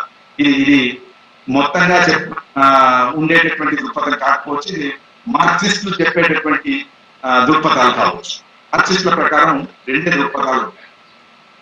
ఒకటి భావవాద దృక్పథం, రెండవది భౌతికవాద దృక్పథం. ఐడియలిస్టిక్ అవుట్లుక్, రెండవది ఈ మెటీరియలిస్టిక్ అవుట్లుక్. భావవాద దృక్పథం, భౌతికవాద దృక్పథం 2 దృక్పథాలు ఉంటాయి. అది ఇంకా వాగిస్తుంది. ముందు ఈ దర్శనాల దగ్గరికి వచ్చేసరికి వేదాంత దర్శనం మనకి భారతదేశంలో ఎక్కువ వరకు దర్శనాలు అనే మాట ప్రాచుర్యంలో, సంస్కృత సాహిత్యంలో దర్శనం అనే మాట ఎక్కువ ప్రాచుర్యంలో ఉంది. భారతీయ తత్వవేత్తల్లో దర్శనం అనే మాట ఎక్కువ ప్రాచుర్యంలో ఉంది. అందుకని మనకు వైదిక దర్శనం, రెండవది బౌద్ధ దర్శనం, మూడవది చార్వాక దర్శనం, ఇట్లాంటి ఒక 4-5 దర్శనాలు మనకు కనబడతాయి. ఏంటిది వైదిక దర్శనం అంటే వేదాల్లో చెప్పబడినటువంటి అంశాలనే ఆ నియమానుగుణంగా, ఆ సూత్రాల అనుగుణంగా, అందులో ఉండే ధర్మాలకు అనుగుణంగా మనం చూడడం. వేదాలు, ఉపనిషత్తులు కావచ్చు, ఈ ఉపనిషత్ వేదాల్లో చెప్పబడినటువంటి దాని ప్రకారం జీవితాన్ని అర్థం చేసుకోవడం. ఈ జీవితాన్ని అర్థం చేసుకునేటప్పుడు ఈ జీవితానికి ఒక పునర్జన్మ ఉంటుంది, ఎవరైనా చనిపోతారు, పునర్జన్మ ఉంటుంది. దీనికి ఒక సిద్ధాంతం ఏమన్నారు, కర్మ సిద్ధాంతం. కాబట్టి కర్మ సిద్ధాంతం ప్రకారం నువ్వు చేసిన కర్మ వల్లనే నీకు మానవ జన్మ వస్తుందా, ఇంకో జన్మ వస్తుందా అనేది ఆధారపడి ఉంటుంది. కనుక పాపము పుణ్యం, కర్మ దేన్ని బట్టి ఆధారపడి ఉంటుంది అంటే ఆ కర్మను బట్టి పాప పుణ్యాలు వస్తాయి, పాప పుణ్యాన్ని బట్టి నీకు జన్మ వస్తుంది అని చెప్పేటటువంటి పద్ధతి ఈ కర్మ సిద్ధాంతంలో ఉంది. ఇది వైదిక దర్శనం లేదా వేదాంత దర్శనం. హిందువులు, భారతీయులు ఎక్కువగా నమ్మేటటువంటి సిద్ధాంతం ఇది. ఈ జీవితం అంతరించదు, ఆత్మ అనేటువంటిది ఉంటుంది. ఈ ఆత్మ ఏమవుతుంది, ఇంకొక శరీరాన్ని వెతుక్కుంటుంది. ఇంకో శరీరం అంటే రాబోయే కాలంలో ఇంకో జన్మ ఎత్తుతావు. కాబట్టి పునర్జన్మ అనేది ఉంటుంది. ఈ పునర్జన్మ దేని వల్ల వస్తుంది అంటే నువ్వు ఈ జన్మలో చేసిన పాప పుణ్యాల వల్ల. పాపం చేస్తే ఫలానా అయిపోతావు, పుణ్యం చేస్తే ఫలానా అయిపోతావు అని చెప్పేటటువంటి పద్ధతి ఏదైతే ఉందో ఇది దీంట్లోనే వైదిక ధర్మంలోనే ఒక కీలకమైనటువంటి ఇందాక చెప్పిన వర్ణాశ్రమ ధర్మాలు అనేటువంటి కూడా ఉన్నాయి. వర్ణాశ్రమ ధర్మాలలో 4 వర్ణాలు ఉన్నాయి. తర్వాత అనేక పంచములు కూడా, ఒక చూపుడు తర్వాత వచ్చినటువంటిది పంచమ జాతి, ఈ పంచమ వర్ణం. కాబట్టి ఈ 4 వర్ణాలను అందులో వర్ణించాడు. ఈ వర్ణాలకు అనుగుణంగానే వర్ణ వ్యవస్థ ఇలాగే ఉండాలి అని చెప్పేటటువంటి తత్వం, సిద్ధాంతం ఏదైనా ఉంటే అది వైదిక దర్శనం. అది అంటే ఏ వర్ణం, ఆదిత్య వర్ణాలు, తర్వాత తక్కువ వర్ణాలు అనే అంతరాలు కూడా నిర్ణయించినటువంటి ఒక సిద్ధాంతం ఇందులో ఉంటుంది. అది కర్మ సిద్ధాంతం, అది వైదిక ధర్మం, అది వర్ణాశ్రమ ధర్మం. వీటి ప్రకారం ఇది ఒక అంశం. రెండవది వచ్చి బౌద్ధ దర్శనం. బుద్ధ దర్శనం ఏం చేశారు అంటే దీన్ని కొంచెం ఖండించారు. పునర్జన్మ ఉండదు, విగ్రహారాధన ఉండదు, ఈ జీవితంలోనే నువ్వు మంచి చెడులు అనేటువంటి ఈ జీవితంలోనే ఉంటుంది, నువ్వు కర్మమయంగా ఉండాలి, ఇతరుల ప్రాణుల పట్ల సహప్రాణుల పట్ల దయగలిగి ఉండాలి, అది నీకు ఆత్మతృప్తిని ఇస్తుంది. లేదా నువ్వు అత్యాశకు పోతే దుఃఖ అతిథులు అవుతావు. కాబట్టి నీవు ఎంత కోరికలు తగ్గించుకొని ఎంత సంతృప్తికరంగా జీవిస్తే అంత మంచిది. దానికి చుట్టూ ఉండేటటువంటి సమాజాన్ని నువ్వు అర్థం చేసుకోవడం చాలా కీలకం అన్నాడు. ప్రకృతి ఎలా నడుస్తుందో అట్లా నడుస్తుంది, జీవితం ఎట్లా నడుస్తుందో అట్లా నడుస్తుంది, దాన్ని అర్థం చేసుకోవడం. Look at the things as they are. ఇది విపశ్యన జ్ఞానం అనేటువంటి దాంట్లో చాలా కీలకం. బౌద్ధ దర్శనంలో కీలకం ఏంటంటే వస్తువులు ఎలా ఉన్నాయో అలాగే ఉన్నాయి, ప్రకృతి ఎలాగా ఉందో అలాగే ఉంటుంది. దాన్ని నువ్వు దర్శించి అర్థం చేసుకోవడం ద్వారానే, దాంట్లో నువ్వు సఖ్యత పెంచుకోవడం ద్వారానే నువ్వు శాంతి పొందుతావు అని చెప్పేటటువంటి పద్ధతిలో ఉంటుంది. ఇది కొంత భౌతిక దృక్పథానికి దగ్గరగా ఉంటుంది. అంటే అంతకు ముందు జన్మ, ఆ తదనంతర జన్మ ఉంటుంది అని చెప్పరు కనుక దీని ప్రకారంగా ఇది బౌద్ధ దర్శనం అని చెప్పుకుంటాం. ఇంకా దీనికంటే ఇంకా హేతుబద్ధంగా ఉండేటటువంటిది చార్వాక దర్శనం. నువ్వు జీవితాన్ని అనుభవించినా వదులుకున్నా ఇక్కడే. అందుకని దీన్ని నీవు అర్థం చేసుకోవడంలో, అనుభవించడంలో మీరైనటువంటి ఒక ప్రయత్నంతో నువ్వు ఉండాలి. ఇంకా ఏ పదార్థం శాశ్వతంగా ఉండదు, ఏదైనా నశిస్తుంది, అన్ని నశిస్తాయి. కాబట్టి దీన్ని కూడా నువ్వు అర్థం చేసుకొని నశించక తప్పదు కనుక ఉన్నన్ని రోజులు దీన్ని సరిగ్గా ఆనందంగా అనుభవించు అనే పద్ధతిలో చెప్పేటటువంటిది హేతువాద పూర్వకంతో ఉండే ఇది తర్వాత దర్శనం. వీటి తర్వాత ఆధునిక కాలంలో వచ్చినటువంటిది ముఖ్యంగా పాశ్చాత్య లోకాల నుంచి వచ్చినటువంటిది ఏంటి అంటే మనకు ప్రధానమైనటువంటి దీంట్లో ప్రాకృతిక దర్శనం. ప్రకృతిని అర్థం చేసుకొని ప్రకృతితో సఖ్యతతో జీవించాలని చెప్పేటటువంటి ఒక న్యాచురల్ ఫిలాసఫీ ఏదైతుందో ప్రకృతి తత్వం అనేది ఒక దృక్పథంగా ఉంది. తదనంతరం మార్క్సిస్ట్ దృక్పథం అనేటువంటిది చాలా ప్రాచుర్యంలోకి వచ్చి మొత్తం ప్రపంచం అంతటా ఆవిర్భించినటువంటి ఒక పెద్ద సిద్ధాంతం అది. ఆ సిద్ధాంతంలో ప్రత్యేకంగా చెప్పేది ఏంటంటే దీంట్లో అందరూ ఒకే రకంగా లేరు, వర్ణాశ్రమ ధర్మాలు అని అనడంలోనే ఒకటి ఎక్కువ ఒకటి తక్కువ అనేటువంటి భావన ఉంది. ఈ లోకంలో ఏ వస్తువు కూడా శాశ్వత, అది అంతరించదు, అది రూపం మారుతుంది. అంతరిస్తుందని చెప్పేటటువంటిది ఒకటి ఉంది, ఇది అంతరించదు అని చెప్తారు. నువ్వు కూడా ఏమవుతావు, జన్మ ఉంటుంది, జన్మ అయిపోయిన తర్వాత కాలుతావు, కాలిన తర్వాత బూడిదేస్తావు, బూడిదైన తర్వాత మట్టిలో వస్తావు, మట్టి కూడా ఉంటుంది ఎప్పటికీ. అంటే ఏదో రూపంలో నువ్వు ఈ పదార్థం మారుతుంది తప్ప అది అంతరించదు అని, నశించదు అనేటువంటిది మార్క్సిజంలో చాలా కీలకమైనటువంటి అంశం. పదార్థం మారుతుంది తప్ప, పరిణామ క్రమంలో మారుతుంది తప్ప అది అంతరించదు అనేటువంటిది చాలా కీలకమైనటువంటి అంశం. రెండవ అంశం ఏం చెప్పాడు అంటే ఇది సైన్స్ సంబంధించిన అంశం అయితే, రెండవ అంశం ఏం చెప్పాడు ఇందులో ఈ ఎక్కువ తక్కువలు అనేటువంటి ఏవైతే ఉన్నాయో వాటిని సమం చేయాల్సిన అవసరం ఉంది అనేది మార్క్స్ ప్రత్యేకంగా చారిత్రక భౌతికవాదం అనే పేరుతో చెప్పినటువంటిది. మొదటి చారిత్రక భౌతికవాదం అంటే ఇది చారిత్రక భౌతికవాదం అనే దృక్పథంలో వచ్చి చెప్పింది ఏంటంటే చరిత్ర ఏం చెప్పుకుంటూ వచ్చిందంటే కొందరు రాజులు ఉంటారు, కొందరు పనిచేసే వాళ్ళు ఉంటారు, పనిచేసే వాళ్ళ యొక్క శ్రమ మీదనే రాజులు బతుకుతారు లేదా ఇతరులు బతుకుతారు, పనిచేయని వాళ్ళు బతుకుతారు. అందుకని రెండే వర్ణాలు ఉంటాయి, రెండే తెగలు ఉంటాయి, వర్ణాలు కాదు తెగలు ఉంటాయి. రెండు క్లాసులు, ఒకటి ధనిక తరగతి, రెండవది శ్రామిక తరగతి అనే రెండు క్లాసులు మాత్రమే ఉంటాయి. ఇది వర్గం అనే పేరు అని పెట్టారు, క్లాస్ అనే మాట, వర్ణం కాకుండా వర్గం అనే మాట. కనుక ఈ మార్క్సిస్ట్ తత్వశాస్త్రం అనేటువంటిది వచ్చిన తర్వాత మొత్తం అప్పటి వరకు ఉండేటటువంటి దృక్పథాలన్నిటి కూడా ఇది సమూలంగా మార్చివేసినటువంటి, ప్రభావితం చేసినటువంటి దృక్పథం.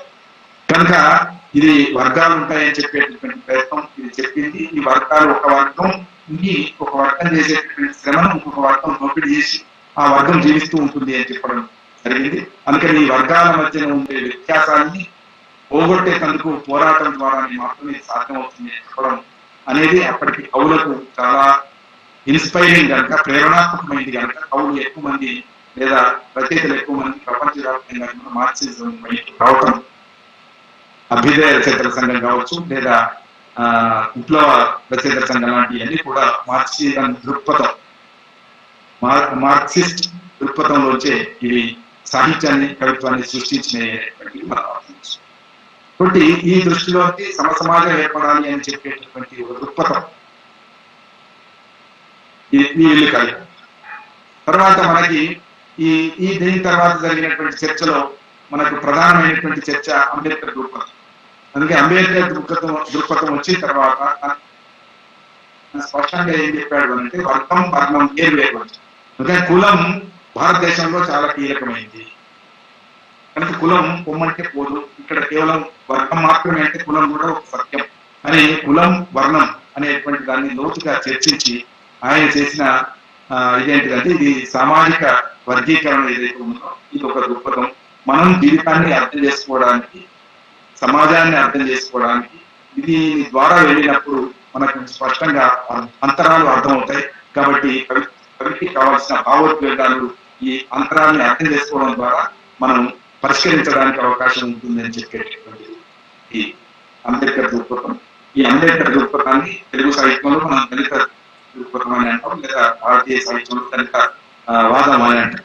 ఈ దళిత వాదంలో ప్రధానంగా ఒక కుల నేపథ్యం నుంచి, కులం కోణం నుంచి సమాజాన్ని అర్థం చేసుకోవడం, లోకాన్ని అర్థం చేసుకోవడం, శ్రమను కూడా అర్థం చేసుకోవడం, శ్రమ దోపిడీని అర్థం చేసుకోవడం, ఇవన్నీ కూడా మనకు ఈ వివక్షను అర్థం చేసుకోవడం. ఈ ప్రధానంగా అంబేద్కర్ తీసుకొచ్చినటువంటి ఆలోచనలో వచ్చినటువంటి దృక్పథంలో ఏంటంటే వివక్ష అనేటువంటిది కీలకం. ఈ అగ్రవర్ణాలు ఎప్పుడు కూడా తక్కువ చూడడం, ఈ వివక్షాపూరితమైనటువంటి దృష్టితో ఉండడం అనేటువంటిది ఇందులో చాలా కీలకం. అందుకని వివక్ష, అణిచివేత, ఈ అంతరాలు వీటన్నిటిని కూడా చర్చించినటువంటి దృక్పథం అది అంబేద్కర్ ఆలోచన విధానం. అట్లాగే దళిత దృక్పథం. అట్లనే తదనంతర కాలంలో మనకి తెలుగు సాహిత్యాన్ని పరిశీలించినట్లయితే ఈ దృక్పథాలను ఐడియాలజీ, దృక్పథం, అవుట్లుక్, ఈ మూడు మాటలు ఏవైనా వాడచ్చు. ఈ అవుట్లుక్ లో ఏంటిది అని అంటే తర్వాత వచ్చింది జెండర్ అవుట్లుక్ వచ్చింది.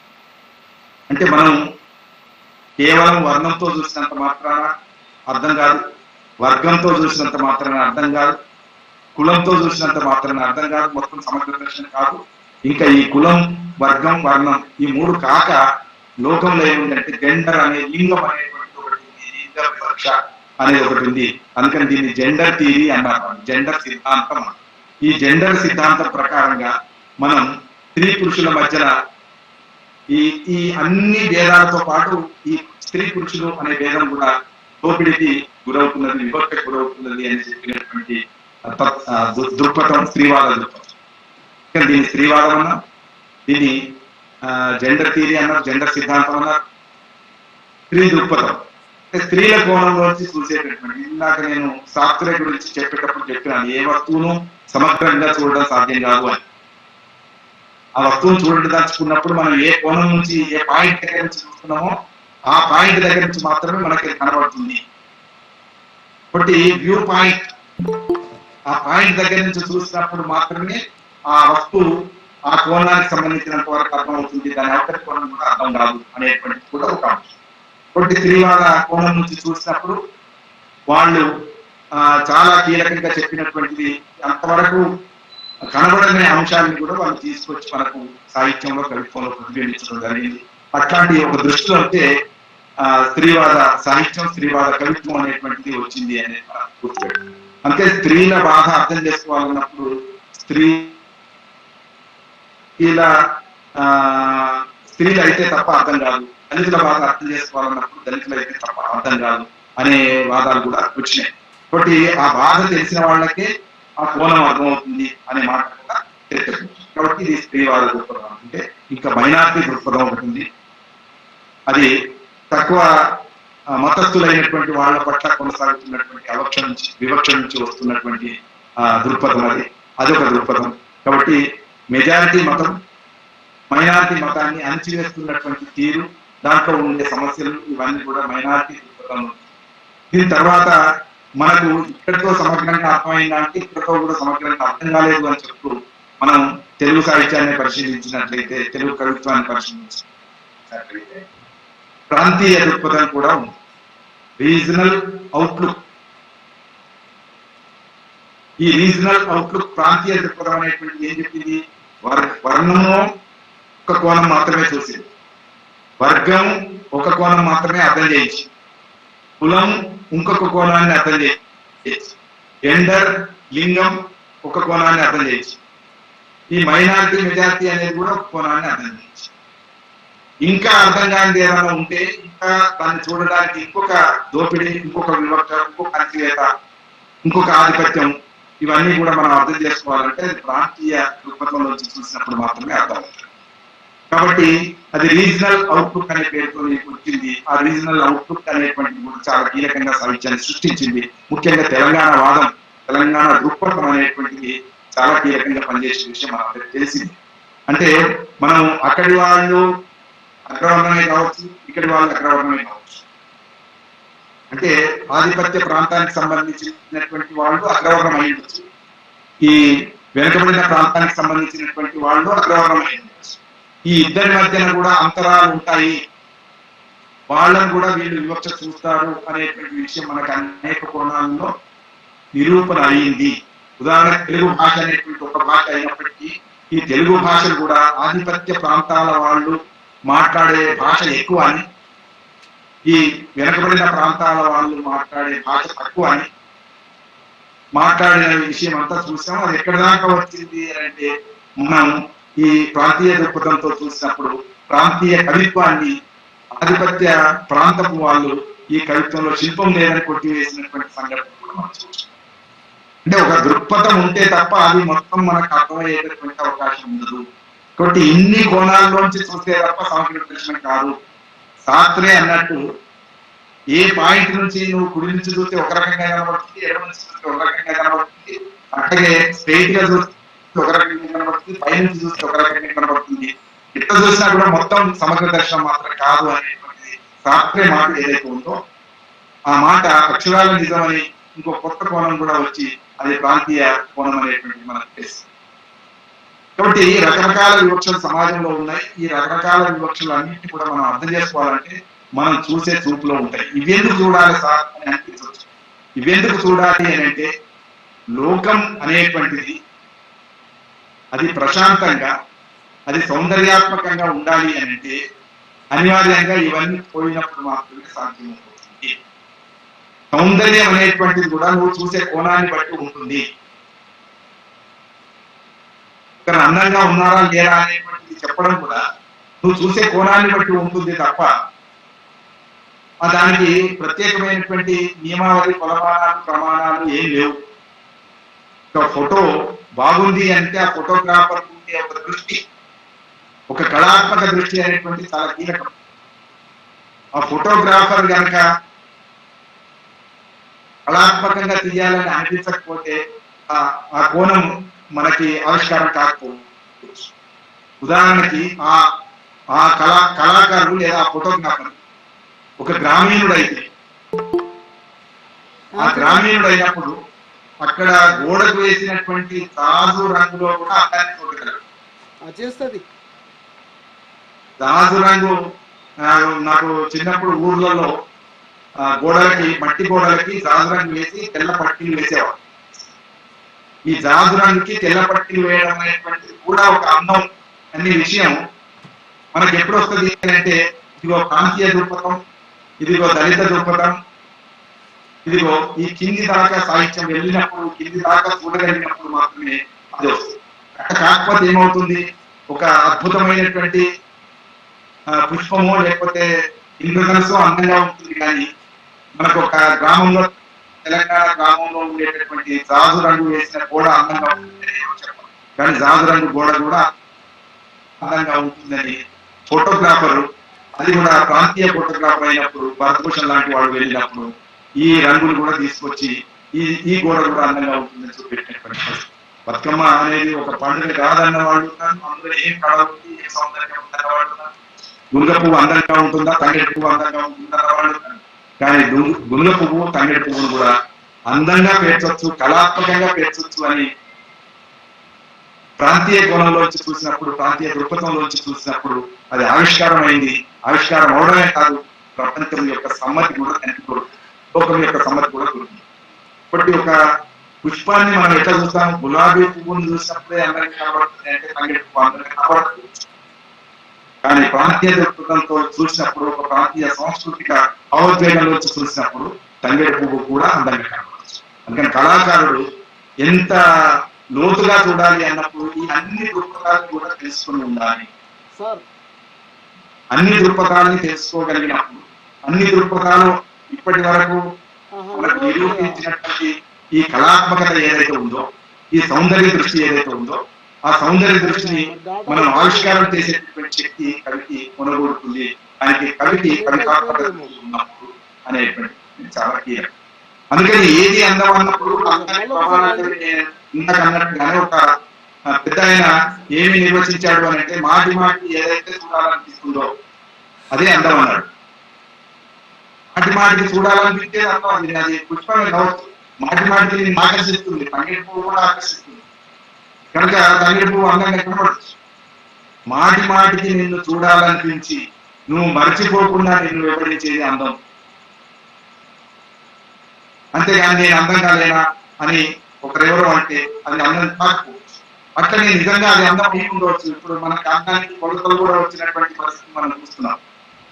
ప్రపంచంలోనే ఇవాళ అందానికి సౌందర్యానికి కొలతలు వచ్చేసి, ఈ కొలతలతోనే అందాన్ని నిర్వచించేటటువంటి పద్ధతులు. కానీ నిజమైనటువంటి కళాకారుడు కొలతలతో అందాన్ని నిర్దేశించడు, నిర్వచించడు. నిజమైనటువంటి కళాకారుడు భావోద్వేగంతో అందాన్ని నిర్వచిస్తాడు. అద్భుతమైనటువంటి సౌందర్యమే కావచ్చు శిల్పం, కానీ అది మాట్లాడకపోతే, నవ్వకపోతే, దానికి ఆ నవ్వేటటువంటి శక్తి లేకపోతే దాంట్లో సౌందర్యం చూడలేడు నిజమైనటువంటి భావోద్వేగంతో ఉన్న కళాకారుడు. నిజమైన శిల్పం చాలా గొప్పది, శిల్పి చాలా గొప్పవాడు, చాలా అద్భుతంగా రమ్మను, లేదా మనం చూసామో లేదో తెలియదు, రమ్మను మనం చూడలేదు కానీ రమ్మను చిత్రీకరించారు, ఊర్వశిని చిత్రీకరించారు, అప్సరసలు చిత్రీకరించారు. ఈ చిత్రీకరించిన దాని ప్రకారంగా చాలా అందమైన దానికి ప్రతీకలుగా వాళ్ళు ఉన్నారు. కానీ నవ్వకపోతే, ఏడవకపోతే, భావోద్వేగాలు లేకపోతే, ఈ రస ఔచిత్యమైనటువంటి పద్ధతులు ఏవి ఆచరించకపోతే ఆ శిల్పం కంటే మనిషి గొప్ప అనేటువంటి దాన్ని బట్టి చూసినప్పుడు మనకు స్పష్టంగా చెప్పిన విషయం ఏంటిది అంటే, గురజాడ అప్పారావు గారు కూడా చెప్తారు, కొయ్య బొమ్మలు మెచ్చు కళ్ళకు కోమలుల సౌకర్యం. నిజమైనటువంటి కళాత్మకత ఎక్కడ ఉంటుంది అంటే జీవితంలో ఉంటుంది. అంటే సజీవంగా ఉండేటటువంటి వస్తువులో చైతన్యం ఉంటుంది కనుక అది రకరకాల సొగసుల్ని ప్రదర్శించేటటువంటి అవకాశం ఉంటుంది తప్ప ఒక శిల్పం మాత్రమే సమస్తం కాదు. రామపులో ఉండే నాగిని శిల్పం గురించి కవిత్వం రాస్తాం, ఎంతమంది రాస్తారు? ఒకరో ఇద్దరో రాస్తారు, ఆ తర్వాత నాగిని అయిపోతుంది. శిల్పం యొక్క గొప్పతనం ఇంకా ప్రత్యేకత ఏమి ఉండదు. కానీ జీవితంలో ఉండేటటువంటి సౌందర్యం అది ఎంత గొప్పది అంటే ఎంతమంది రాసినా తరగనటువంటి సౌందర్యం జీవితంలో దాన్ని చూడగలగాలి, దాన్ని రక్షించగలగాలి. అందుకని ఒకరిని పోలి ఇంకొకరు ఉన్నారు, ఒకరు నవ్వినట్టు ఇంకొకరు నవ్వరు, ఒకరు మాట్లాడినట్టు ఇంకొకరు మాట్లాడు, ఒకరు అలంకరించుకున్నట్టు ఇంకొకరు అలంకరించు.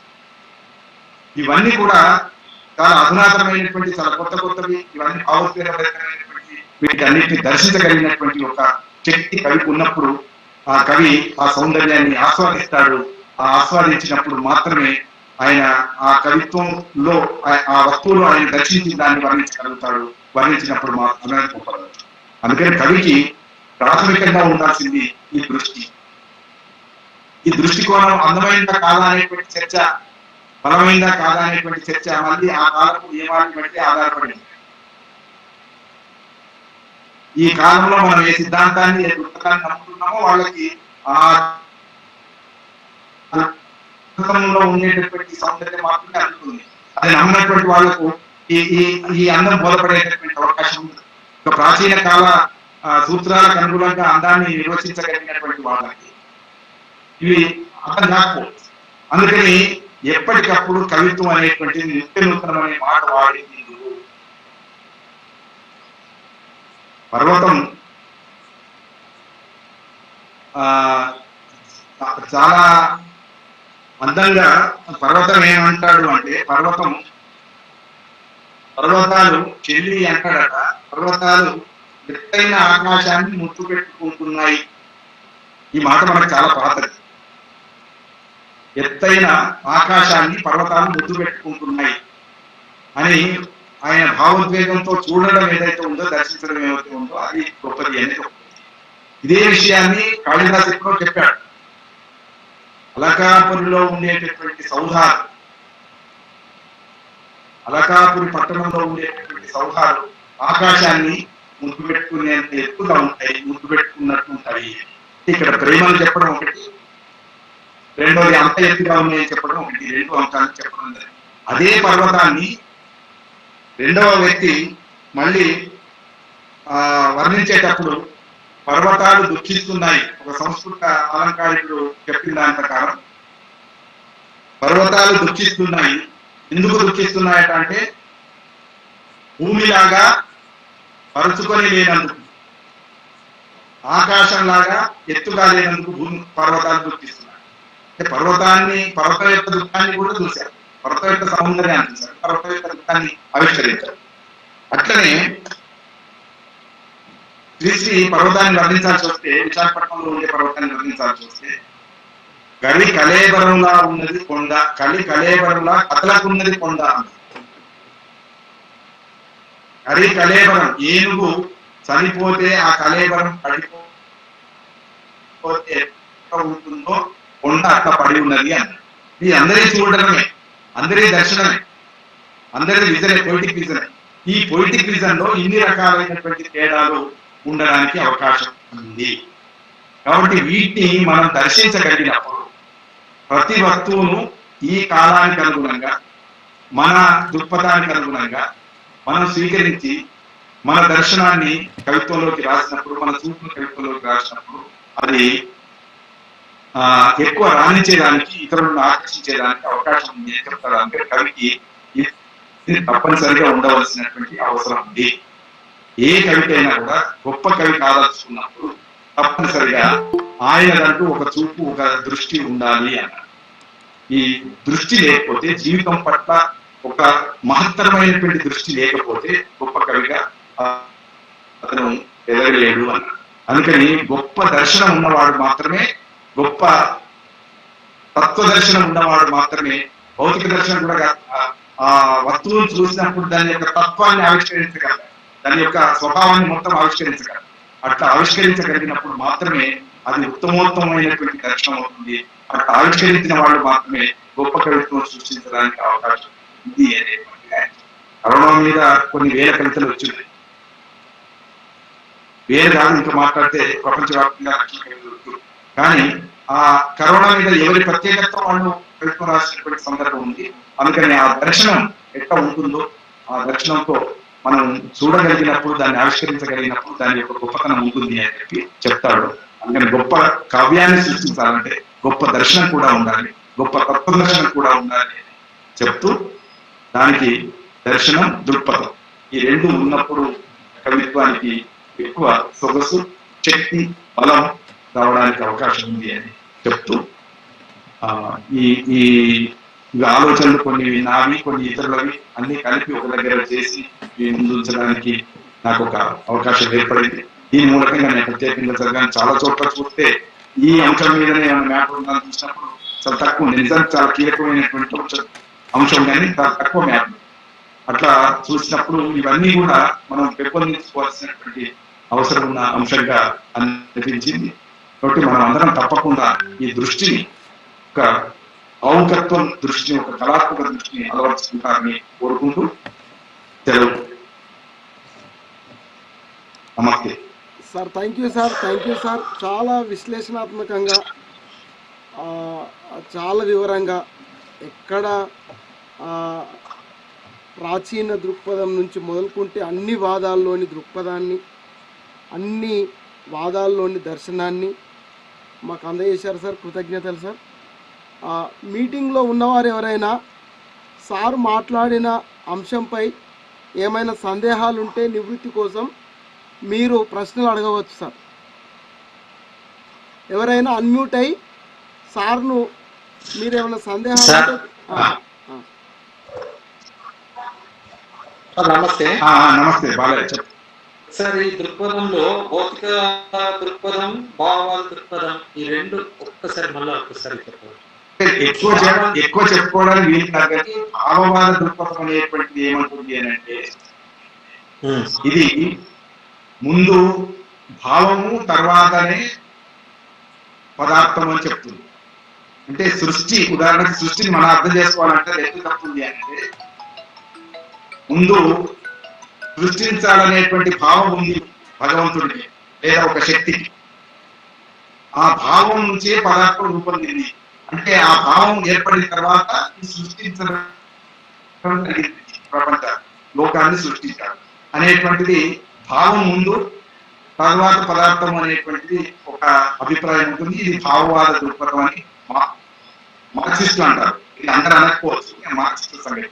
మార్క్సిస్టు కోణంలోంచి భావవాద దృష్టి అంటే ఏంటంటే, ముందు భావం ఆలోచన ఉంటుంది, ఆలోచన నుంచే పదార్థం పుడుతుంది అనేదేమో భావవాద దృక్పథం.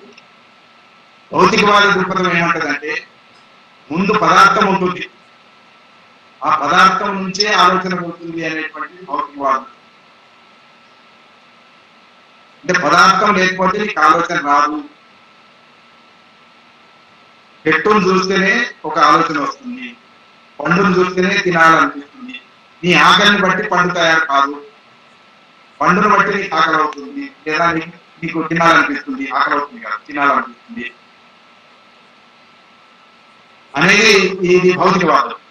భావవాద దృక్పథం ఏమంటుందంటే, ముందు ఒకరు ఉన్నారు, ఒక శక్తి ఉంది, ఆ శక్తి ఒక లోకాన్ని సృష్టించాలనుకుంది, సృష్టించాలనుకొని ఒక ప్రపంచాన్ని సృష్టించింది. ఆ ప్రపంచానికి ఒక చెట్టుకు ఒక పండు సృష్టించి, ఈ పండు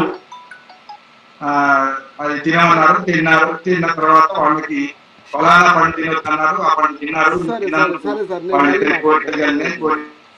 తర్వాత సృష్టి అంతా ఏర్పడిందని చెప్పారు. సార్ నేను యూట్యూబ్ లో పెడతా మళ్ళీ. అందుకని ముందు ఆలోచన, ముందు భావం, ముందు ఊహ, ఆ ఊహ ఆలోచన భావం నుంచి ఈ సృష్టి పుట్టింది అనేటువంటి, సృష్టించారు అనేటువంటిది ఇది భావవాద దృక్పథం. భౌతికవాద దృక్పథం అయితే సృష్టి ఉన్నది, ముందు ప్రపంచం ఉన్నది, ప్రకృతి ఉన్నది, చెట్టు ఉన్నది, పుట్ట ఉన్నది, గుట్ట ఉన్నది. దాని తర్వాత నీకు ఆలోచనలు వచ్చినాయి, నీకు మొక్కాలనిపించింది.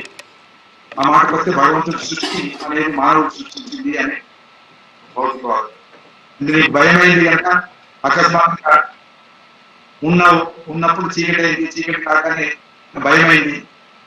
భయమైనప్పుడు చీకట్లో ఏం తోచలేదు, వెలుగు రావాలనుకున్నావు, పొద్దున్నే వెలుగు వచ్చింది.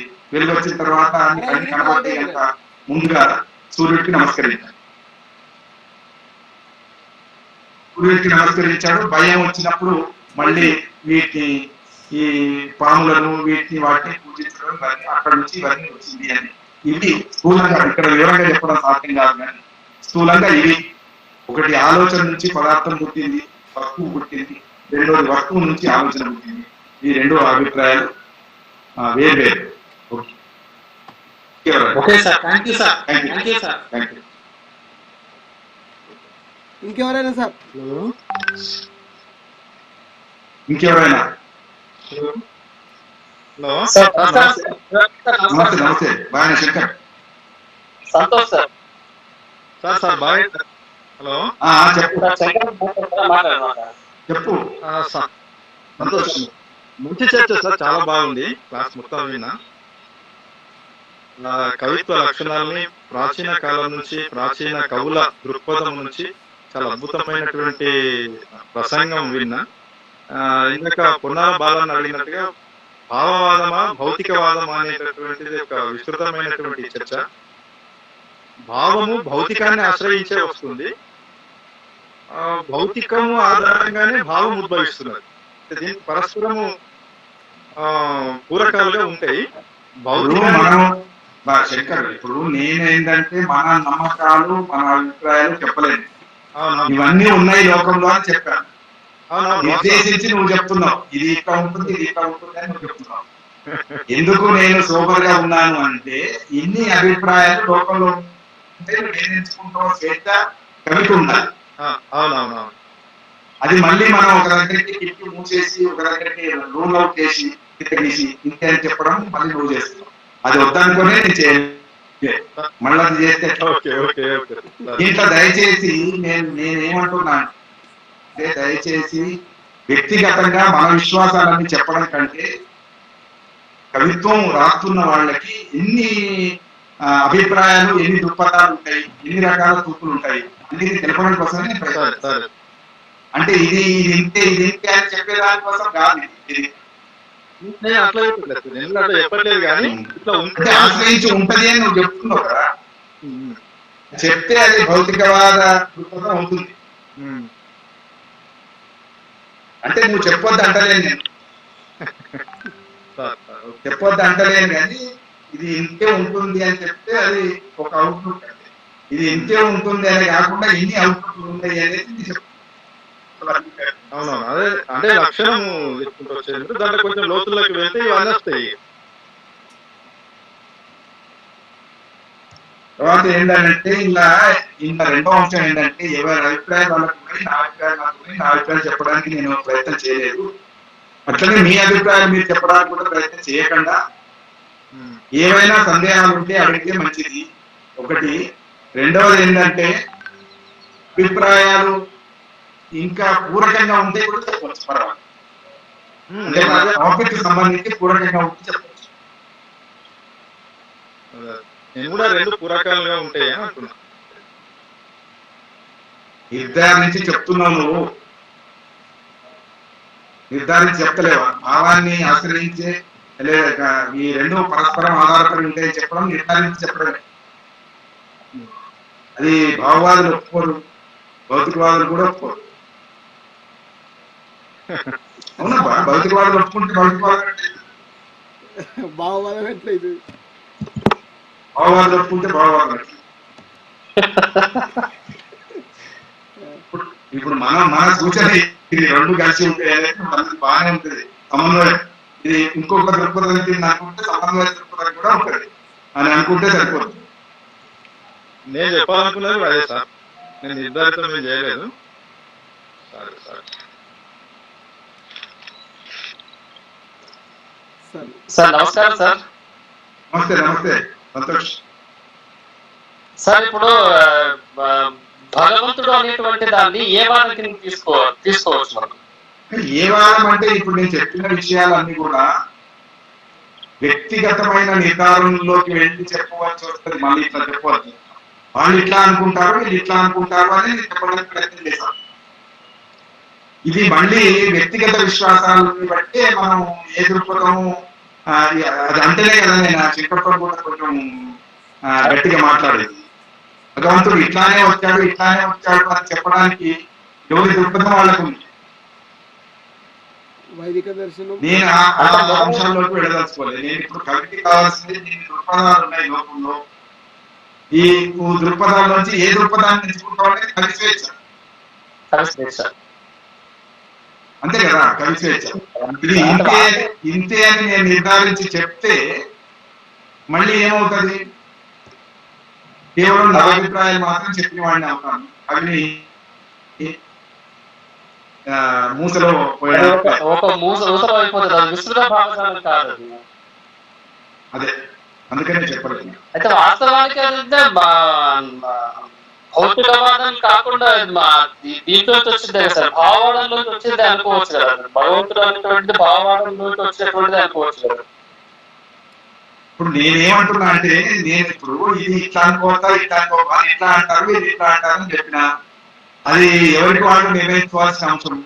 వ్యక్తిగతంగా నా అభిప్రాయం అడిగితే ఒక రకంగా ఉంటుంది, నా అభిప్రాయం మా అభిప్రాయం అడగడానికి, నా అభిప్రాయం చెప్పడానికి నేను ఈ వేదిక తీసుకోలేదు. సరే సార్, సరే సార్, థ్యాంక్ యూ సార్. ఎందుకంటే భగవంతుడు ఇట్లా పుట్టాడు ఇట్లా పుట్టాడు అంటే నేను మాత్రం చూశాను. నేను నమ్ముతున్న అభిప్రాయాల ప్రకారంగా నేను చెప్పగలుగుతాను. అది చెప్పినప్పుడు మళ్ళీ నా అభిప్రాయాలు లేదా ఆ భావజాలం అవుతుంది. అంతే సార్ అని అనుకుంటున్నాను. ఇది ఎవరికి వాళ్ళు నిర్ణయించుకుంటే బాగుంది. నీకు చదవడం ద్వారా నిర్ణయించుకోవడం మంచిది. ఏదేమైనా చర్చ అవుతుంది ఇక్కడ సార్, ఇందులో మీరు చెప్పిన త్రికాల దర్శనం అనేది చాలా గొప్ప మాట ఉంది సార్. త్రికాల దర్శనం అనేది అటు గతంలోకి ఇటు భవిష్యత్తులోకి నడుస్తున్న సమాజాన్ని కూడా అధ్యయనం చేస్తాడు, తర్వాత దర్శిస్తాడు. ఈ అన్నీ కూడా ఈ దృక్పథాలు అన్నీ కూడా దీని ద్వారానే ఏర్పడతాయేమో సార్. అంటే ఎవరి అభిప్రాయం వాళ్ళది వచ్చినప్పుడు అట్లా బాగా చెప్పారు సార్. ఈ త్రికాల దర్శనం చేస్తాడు కవి అనేది చాలా అద్భుతమైనటువంటి వాక్యంగా ఉంది సార్. ఇంకెవరైనా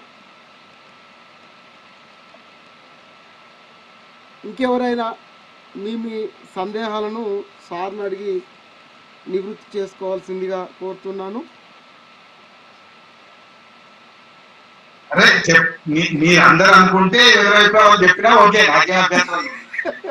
సరే సరే సరే మీరు అందరూ అనుకుంటే ఎవరైతే వాళ్ళు చెప్పినా కూడా ఏ అభ్యంతరం లేదు.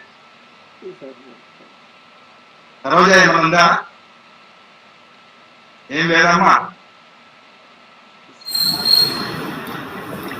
సార్ మీరు అంత చక్కగా వివరంగా చెప్పిన తర్వాత ఎలాంటి డౌట్స్ లేదు సార్.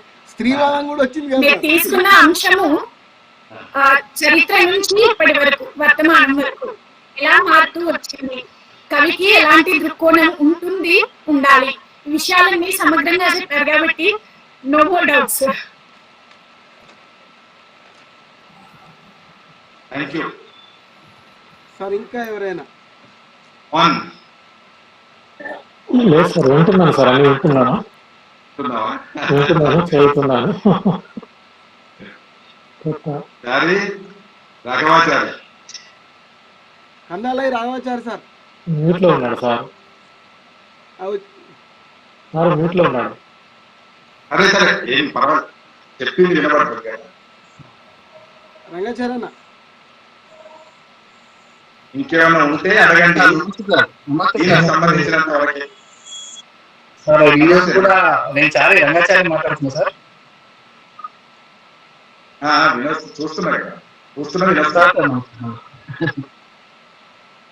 అదే ఈరోజు క్లాస్ కూడా సమగ్రంగా ఉంది. మీరు అన్నట్టుగా ఈ అంటే మోడీ భావజాలానికి సంబంధించి వాళ్ళు నిర్ణయం తీసుకోవాలని, ఎట్లా రాయాలి కవిత్వం, ఏ భావజాలం నుంచి కవిత్వం రాయాలనేది కవులుగా వాళ్ళు నిర్ణయాలు చేసుకుని దాన్ని పాటించాల్సిన అవసరం ఉంది. ఇన్ని దృక్పథాలు ఉన్నాయి, ఇన్ని భావాలు ఉన్నాయి, ఇన్ని దృష్టిలు ఉన్నాయని చెప్పి చాలా సమగ్రంగా మీరు అన్ని విషయాల మీద కవుల ముందు ఉంచారు. దీన్ని అంతర్గత దీన్ని కూడా చర్చించుకోవచ్చు. అది మళ్ళీ మనం ఒక క్లాస్ గా ఏ దృక్పథం ఏముంది అనే దాని మీద మళ్ళీ మనం సమగ్రంగా ఒక్కొక్క అంశం మీద కూడా చర్చించుకునే అవకాశం భవిష్యత్తులో మనకు ఉన్నది కాబట్టి దాని మీద కూడా మాట్లాడుకుందాం అవసరమైతే.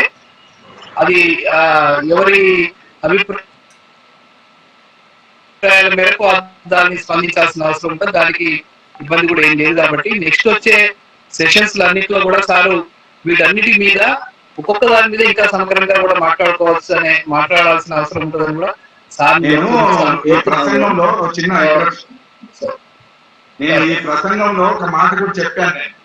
ఏమన్నానంటే వివిధ కాలాల్లో ప్రతి సమాజంలో కూడా కొన్ని సూత్రాల ప్రకారం దృక్పథాలు ఏర్పడి ఉంటాయి. కాలానుగుణంగా ఈ దృక్పథంలో మార్పులు వస్తుంటాయి. కాబట్టి ఆ సమాజంలో ఆ కాలంలో ఉన్నటువంటి దృక్పథం ఎట్లా మార్పు వచ్చింది అనేది చెప్తూ, ఇవి కేవలం కవి యొక్క అభిప్రాయం, కవి యొక్క దృక్పథం కాదు. ఇది ఆ కాలం యొక్క, ఆ సమాజం యొక్క ఆలోచన ధారకు ప్రతిబింబంగా ఉంటాయి. ఇప్పుడు ఉదాహరణకి వర్తమాన కాలంలో ముఖ్యంగా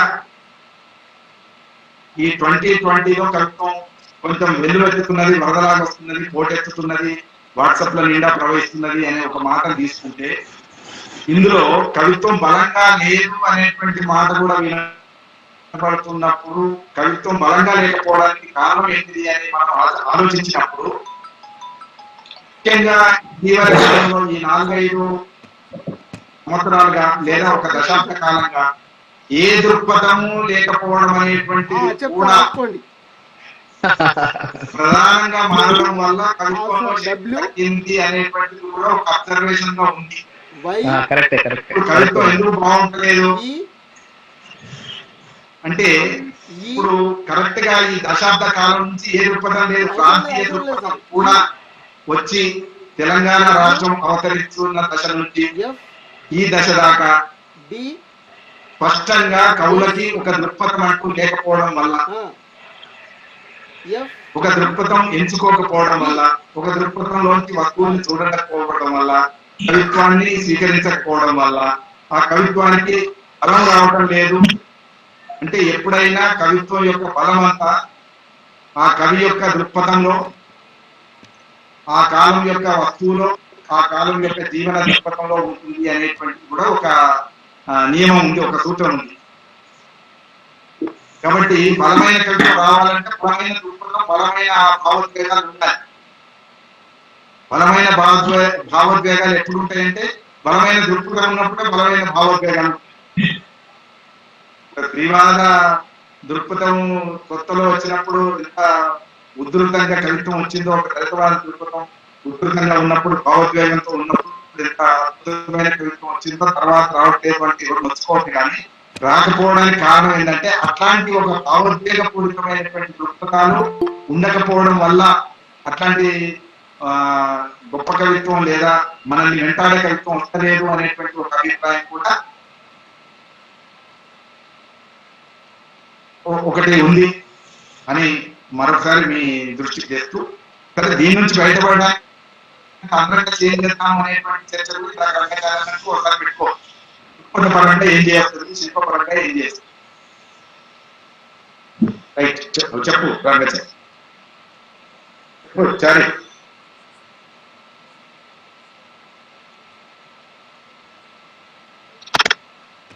సరే ఇంకా ఎవరైనా? Sir okay sir.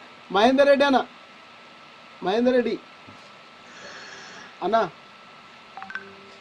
ఇంకెవరైనా డౌట్స్ ఉంటే అడగొచ్చు, మన కాలం కూడా ఎక్కువైపోతుంది. నమస్తే సార్. నమస్తే నమస్తే. మహేందర్ ఉన్నావా? ఉన్నాను సార్. బాగుంది సార్. ఇంకా మీరు చెప్పిన తర్వాత డౌట్ అడగడానికంటూ ఏమీ లేదు సార్. ఎందుకంటే ప్రతి అంశాన్ని కూడా సవివరంగా వచ్చింది. అంటే దర్శనాన్ని ఏ రకంగా చూడాలి అనే అంశం పైన క్లారిటీ వచ్చింది. చూసే విధానంలో ఎట్లా చూస్తే ఎట్లా కనబడుతుంది అనే అంశం పైన చాలా వివరంగా వచ్చింది సార్. చాలా సంతోషం సార్. మీరన్నట్టుగా ఇది ఒక వ్యక్తికో వ్యవస్థకో కాకుండా దృక్పథానికి సంబంధించిన అంశంగా తీసుకున్నప్పుడు బాగుంటుంది సార్. చాలా సంతోషం సార్. ధన్యవాదాలు. ఇంకెవరైనా? అహోబిలం ప్రభాకర్ అన్న.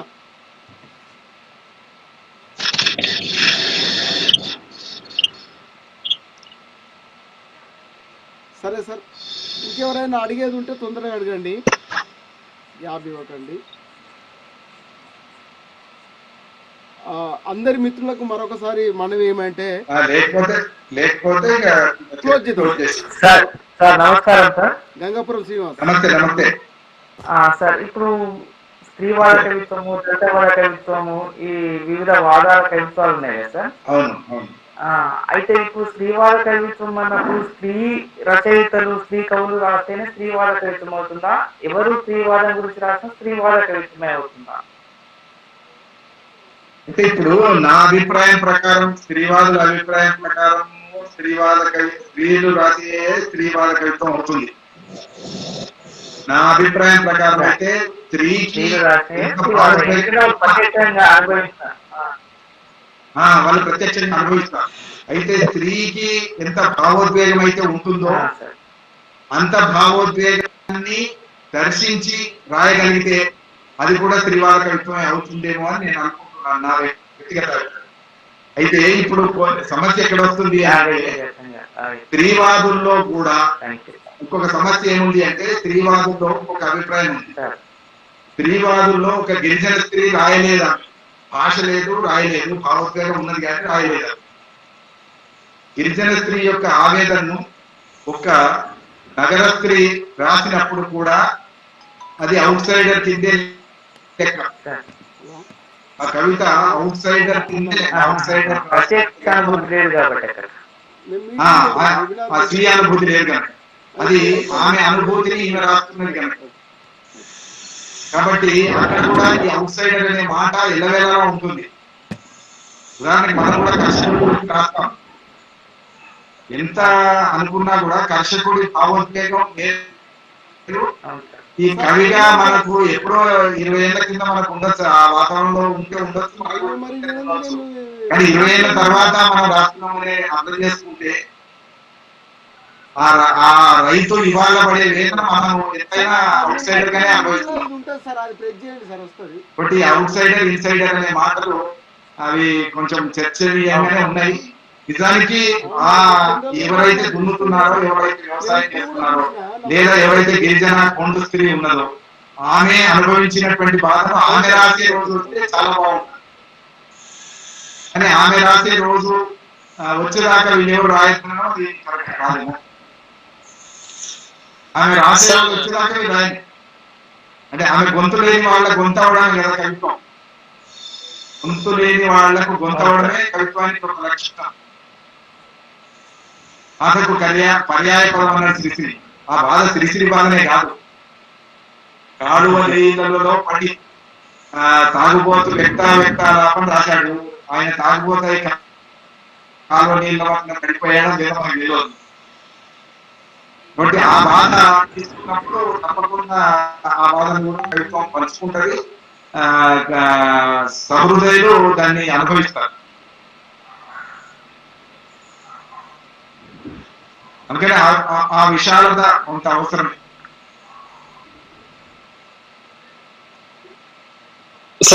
చెప్పండి సార్, ఇప్పుడు మనం దృక్పథం గురించి మాట్లాడుకున్నప్పుడు ఇప్పుడు స్త్రీవాదము స్త్రీలే అనుభవించి రాయాలి, ప్రత్యక్షంగా వాళ్ళే దృక్పథం అనేది అది కవికి ఉండాల్సిన దృక్పథం అనేది ఆ వేదన, ఆ బాధ పడుతున్న వేదన పడి రాయాలి లేదా ఆ దృక్పథంలో చూడాలి అనుకుంటున్నప్పుడు ఒక పురుషుడు రాసినటువంటి వాళ్ళ వేదన కూడా స్త్రీవాదం అవుతుంది. కానీ ఇక్కడ ఏ వాదమైనా, స్త్రీవాదం కానీ దళితవాదం కానీ మరే వాదమైనా కూడా అనుభవించి రాసినప్పుడు అది ఆ వాదం అవుతుంది. కానీ పరోక్షం ఎట్లా అవుతుంది అనకూడదు కదా. అప్పుడు పరోక్షము అనే మాటకు అక్కడ అర్థము ఇన్సైడర్ అవుట్ సైడర్ అనే మాట చర్చ జరిగింది. ఇన్సైడర్ అవుట్ సైడర్ ఏంటిది అని అంటే ఆ బాధ స్వయంగా అనుభవించినప్పుడు ఎంత భావోద్వేగం ఉంటుందో ఆ భావోద్వేగాన్ని ఇతరులు అంత బాగా రాయలేరు అనేటువంటిది ఒక సత్యమే. కానీ రాయొద్దు అనడం కరెక్ట్ కాదేమో. రాస్తారు, రాసినప్పుడు కావాలనే అవుతుంది. ఎందుకంటే ఆ కోణంలోంచి ఆ దృక్పథాన్ని అర్థం చేసుకొని రాస్తారు. రాసినప్పుడు ఈ వివక్షలు అంతరించాలంటే మరి ఆ విశాలత ఏర్పడినప్పుడే వివక్షలు అంతరిస్తాయి. ఒక పురుషుడు కూడా ఒక స్త్రీగా పరకాయ ప్రవేశం చేసి లేదా స్త్రీగా భావోద్వేగం పొంది ఆ కష్టాలు అర్థం చేసుకున్నప్పుడు ఈ పురుషుల్లో పురుషభావం తగ్గుతుంది తప్పకుండా. మాట ఉంది, ఒక మాట లోకంలో కూడా ఉంది, ప్రతి పురుషుడిలో ఒక స్త్రీ ఉంటుందని, ప్రతి స్త్రీలో ఒక పురుషుడు ఉంటాడు. 16 వయసు పాట స్త్రీ రాయలేదు, చాలా పాటలు కూడా స్త్రీ రాయలేదు. ఇప్పుడు మన గొల్లరామ కథ రాశాడు సార్. అందులో ఆ భావోద్వేగాన్ని ఆయన ప్రత్యక్షంగా అనుభవించేది కాదు అది. కానీ ఆయన పరకాయ ప్రవేశం చేసినట్టే కదా అక్కడ. అదే రచయితకు అట్లా ఇతర పాత్రల్లోకి ప్రవేశించే, ఇతర బాధల్లోకి, ఇతర పాత్రల్లోకి, ఇతర జీవితాల్లోకి, ఇతర అనుభవాల్లోకి ప్రవేశించే శక్తి ఉండాలి. ఉన్నప్పుడు మాత్రమే మరి ఆ కవి రాయగలుగుతాడు. కానీ నువ్వే అనుభవిస్తాను ఇప్పుడు ఉదాహరణకి కర్ణశ్రీ పుష్ప విలాపం రాసిండు. పుష్ప విలాపం రాసినప్పుడు పువ్వు యొక్క వేదనను ఆయన ఆవాహన చేసుకొని రాసిండు. కానీ ఆయన పువ్వు అయితేనే రాయాలంటే ఆ పుష్ప జీవితంలోనే అవకాశం లేదు. ఆయన ఎప్పుడు పువ్వు కాలేడు, కాళిదాసు ఎప్పుడు మేఘం కాలేడు. కవిత్వానికి ఈ వెసులుబాటు ఉంటుందని నేను అనుకుంటున్నాను. కవిత్వానికి వెసులుబాటు ఉంటుంది. కావ్య ప్రపంచము, కావ్య జగత్తు అనేటువంటిది చాలా పెద్దది. థ్యాంక్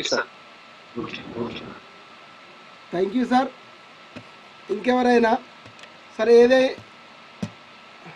దీనికి ఇంకొక ఉదాహరణ కూడా మనం తీసుకోవచ్చు. ప్రాంతీయ దృక్పథం వచ్చినప్పుడు మనం రాసిందే కాక కోస్తా ప్రాంతం నుంచి ముఖ్యంగా ఆధిపత్య ప్రాంతాలకు సంబంధించిన దళిత కవులు కావచ్చు, లేదా ప్రగతిశీల కవులు కావచ్చు, పురోగామి కవులు కావచ్చు, కొందరు స్త్రీవాదులు కావచ్చు, వాళ్ళు తెలంగాణ వాదాన్ని ఇష్టపడుతూ ఆహ్వానిస్తూ కవిత్వం రాశారు.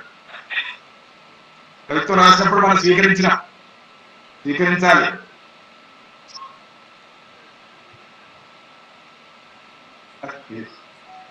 సార్ ఇంకెవరైనా సరోజమ్మ అడగదలుచుకున్నాడు.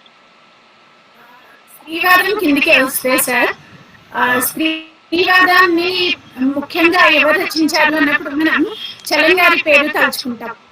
చలం గారు స్త్రీ గారు పురుషులే, కానీ స్త్రీల యొక్క వాదాన్ని చూశారు కాబట్టి అతను స్త్రీ కాకపోయినా తన తల్లి, చెల్లి, తన చుట్టుపక్కల ఉన్నవాళ్ళు ఎవరైనా సరే ఆ స్త్రీల భావాన్ని తనలో ఆవాహన చేసుకుని కలం ద్వారా అక్షరాలను పొందించారు. సో ఒక భావన ఒకరికే కట్టుబడి ఉంటుంది, లేదా స్త్రీ అయితేనే స్త్రీరాయి, దళితులైతేనే లేదా గిరిజనులైతేనే అనేది కాదు, కానీ వాళ్ళైతే ఇంకొంచెం బలంగా తమ వాణిని వినిపించగలుగుతారు, అనుభవించగలుగుతారు. ఇతరులు రాయకూడదని ఏమీ లేదు, అందరూ రాయొచ్చు. కాకపోతే వీళ్ళ వాదన, వీళ్ళ కవిత్వం ఇంకా పటిష్టంగా ఉంటుంది, ఇంకా కరెక్ట్ గా ఉంటుంది. తప్పకుండా. ఇప్పుడు మీరు అన్నదే సాక్ష్యం. ఇప్పుడు స్త్రీవాదులు తమ సొంత గొంతుగా ప్రకటించేదాకా చలం లాంటి రచనలోంచి స్ఫూర్తి పొందారు కదా స్త్రీవాదులు. చలము స్త్రీల గొంతుకైనా కనుక చాలా మంది స్త్రీలు చలం నుంచి ప్రేరణ పొందారు, రంగనాయకమ్మతో సహా, పోల్గా గారితో సహా. ఒక పరంపర ఉంటుంది, కాలం ఇచ్చేటటువంటి ఒక ఆలోచన స్రవంతిని వీళ్ళు అందుకొని దాన్ని వినిపించి ఆ తర్వాత వాళ్ళని మేల్కొల్పి, ఆ మేల్కొల్పిన వాళ్ళు రాసేదాకా వీళ్ళ ప్రయాణం సాగుతుంది. మేల్కొన్న తర్వాత శ్రీశేఖరుడు అంటాడు, నా సకలేంద్రియాలతో మేల్కొని రాస్తున్న కవిత అన్నాడు. సకలేంద్రియాలతో మేల్కొని రాయడం.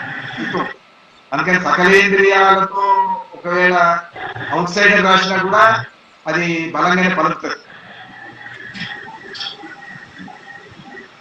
అయితే దానివల్ల పేర్కోవాలి మళ్ళీ అట్లాంటి సకలేంద్రియాలతో రాసినటువంటి రచనల యొక్క, కవుల యొక్క భావాలు నిద్రపోతున్న వాళ్ళ హృదయాల్లోకి చొరబడి వాళ్ళ హృదయాలను నేర్చుకుని వాళ్ళ భావాన్ని, వాళ్ళ బాధని నేర్చుకునేటటువంటి స్థితి వచ్చినాక ఇలా ప్రయాణం సాగవలసింది. బాగుందమ్మా. సరిగా క్లోజ్ చేద్దామా సార్? సరిగా ఇక ముగిద్దామా సార్? గంభీరావుపేట గంభీరావుపేట యాదగిరానా? సరే సార్ ఒక చక్కని ప్రసంగ ధార జరిగింది సార్. మంచి, ఎక్కడ కూడా ఇంత లేకుండా ఎవరైనా ఇందులో కనబడే వాళ్ళు పరిచయం చేసుకోవాలనుకుంటే పరిచయం చేసుకోమని. ఇందాక మనం మధ్యలో రెండు పరిచయాలు అన్నీ వదిలేసి ఎవరైనా తరచుగా వచ్చేవాళ్ళు పరిచయం కొత్తగా అంటే ఈ మంజీరా కొత్తగా వచ్చిన వాళ్ళు ఎవరైనా పరిచయం చేసుకుంటే సంతోషం. మోహన్ చెప్పు. నేను దాసరి మోహన్ సార్, నేను మంజీరా కొత్త, హైదరాబాద్లో అయితే మంజీరా కొత్త. దాసరి మోహన్, నాది దండం అనే కవిత సంపుటి నేను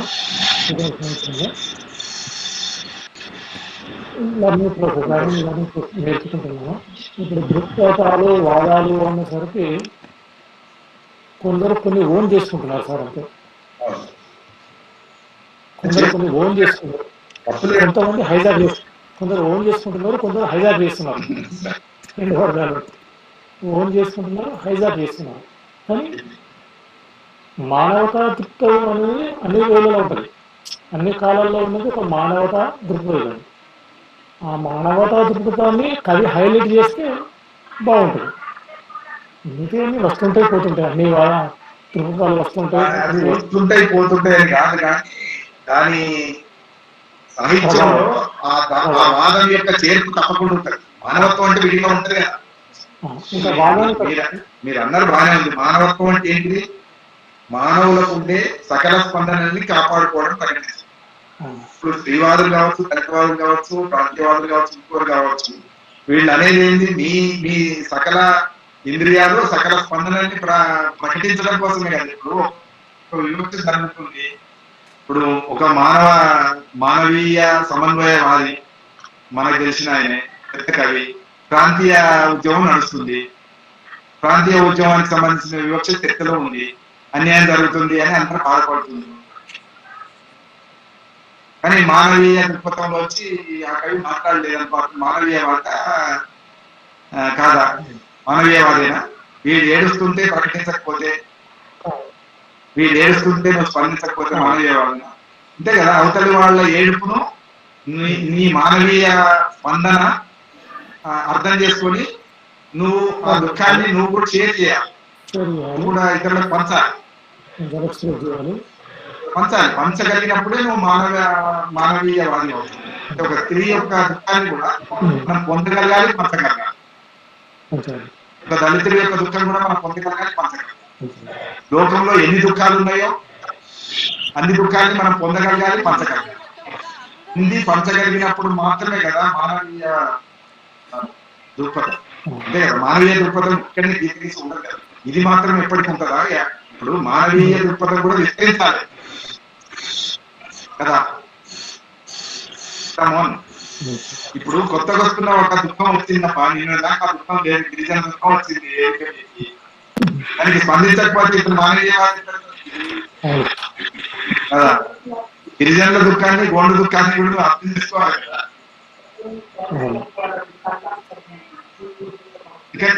కానీ ఇది మానవీయవాదం అనేది కూడా నిరంతర విస్తరణ ఉండాలి, వ్యాప్తి.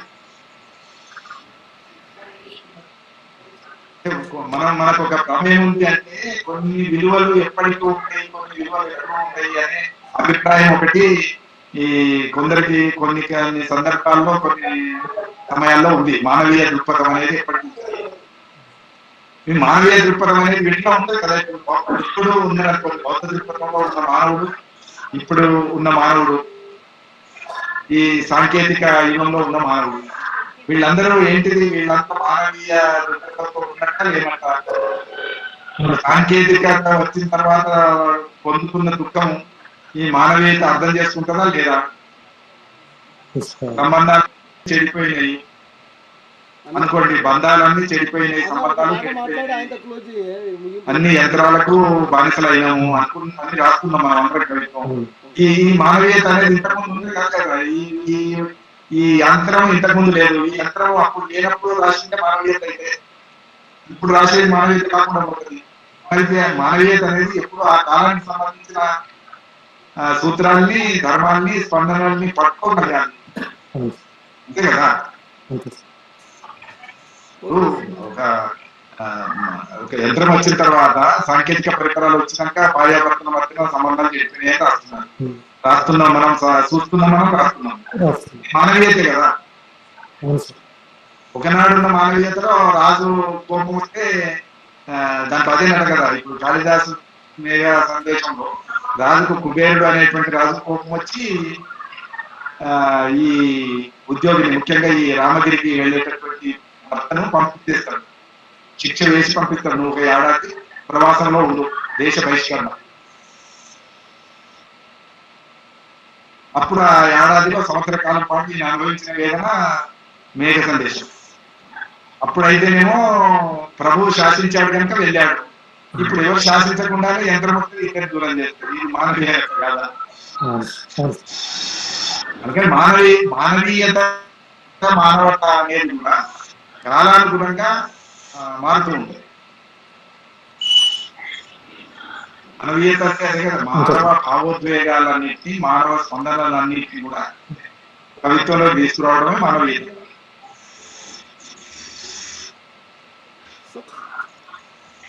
Sir thank you sir. ఇప్పుడు సార్ నా పేరు, సార్ నా పరిచయం చెప్పు. నా పేరు ముదిగొండ సంతోష్. ఇప్పుడిప్పుడే కవిత్వంలోకి వస్తున్నామని, చిన్నగా కవిత్వము, సాహిత్య వ్యాసాలు రాస్తూ ఉన్నాను. నేను మంజీరా పరివాహక ప్రాంతం నుంచి వచ్చిన వాడిని, మెదక్ కొత్తపల్లి ఏడుపాయల దగ్గర నుంచి వచ్చిన వాడిని. అక్కడే నా 10th క్లాస్ అంతా జరిగింది. అక్కడే 4 సంవత్సరాల లేదు సార్, మెదకే, మంజీరా కొత్తపల్లి సార్. అంటే నాన్నగారు ఉద్యోగం అక్కడ 15 సంవత్సరాలు చేశారు అక్కడ. అసలైతే లచ్చపేట, దుర్పక లచ్చపేట. కానీ ఉద్యోగం ఉండడం వల్ల అక్కడే నా 10th క్లాస్ అంతా ఏడుపాయల కొత్తపల్లిలో జరిగింది. అక్కడే సార్.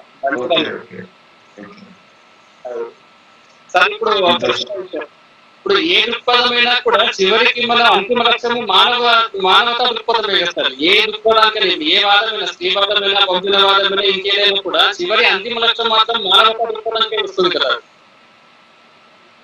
అంటే మనం మానవత్వాన్ని ఎంత విశాలంగా చేసుకోకపోతే అన్ని విశాలంగా చేసుకోకపోతే అది కన్సర్వేటివ్ అవుతుంది. చెప్పలే కదా, ఇప్పుడు మానవతావాదిగా గుర్తింపు పొందిన ఒక ప్రఖ్యాత కవి ప్రాంతీయ ఉద్యమం మాట్లాడలేవు. అది మానవతావాదమా కాదా? మానవతావాదం ఎట్లయితుంది? అది కాదు. మరి అందుకని మానవతావాదాన్ని విస్తరించకపోతే అయిపోతుంది. అది విస్తరించాల్సిందే. కవిమైన వాడు విస్తరిస్తేనే అట్లా విస్తరించినప్పుడే స్త్రీవాదం వస్తుంది, ధనవాదం వస్తుంది, ఇంకోవాదం వస్తుంది. మానవుడు సరిగ్గా మానవుడిలాగా ఉందానికి ఇవన్నీ వస్తాయి. మానవుడు ఆధిపత్యానికి లోనై ఆధిపత్యం చెలాయించినప్పుడే కదా ఇవన్నీ వాదాలు వచ్చేది. నువ్వు అన్నది కరెక్టే, కానీ మానవుడుగా ఉండి మానవుడు ఇతర మానవుల్ని గౌరవించి వాళ్ళ బాధల్ని కూడా సరిగ్గా అర్థం చేసుకొని ఉన్నప్పుడు ఎన్ని వాదాలు రావు. ఈ మానవుడు ఆధిపత్యం చెలాయించినప్పుడే కదా ఆ దృష్టాలు వచ్చినాయి.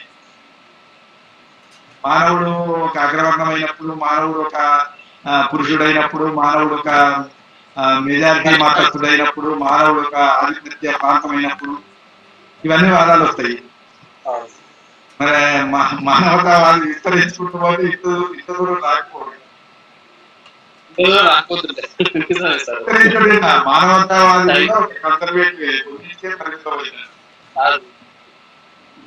అంటే ఆయన మాట్లాడితే ఆయన ప్రమాదాలు వస్తాయి కదా. అవును సార్. థ్యాంక్ యూ సార్, చాలా బాగుంది. మొత్తాన్ని నేను ఫస్ట్ సెషన్ ఇది అటెండ్ కావడం, నేను అటెండ్ అవ్వలేదు. ఇప్పుడు ప్రతి దానికి నేను అటెండ్ అయ్యి ఖచ్చితంగా మీ చెప్పడానికి ప్రతిసారి వినాలని ఎట్లా సంతోష్ గారు ఉత్తమ కవులుగా, మంచి కవులుగా, అంటే అందరూ నేర్చుకుని మంచి కవులుగా చలమని అవుతామని ఉద్దేశం. అంతే సార్. చెప్పండి సార్. చలమని మాట మంచిది కాదు, చలమని అనే మాట బాగాలేదు. మంచి కవులుగా రూపొందుదాం. చలామణి అనేది కూడా సరే సార్, ఈ మీటింగ్ వచ్చిన వాళ్ళందరూ కూడా మంజీరా సార్ ఒక చిన్న సబ్మిషన్ సార్.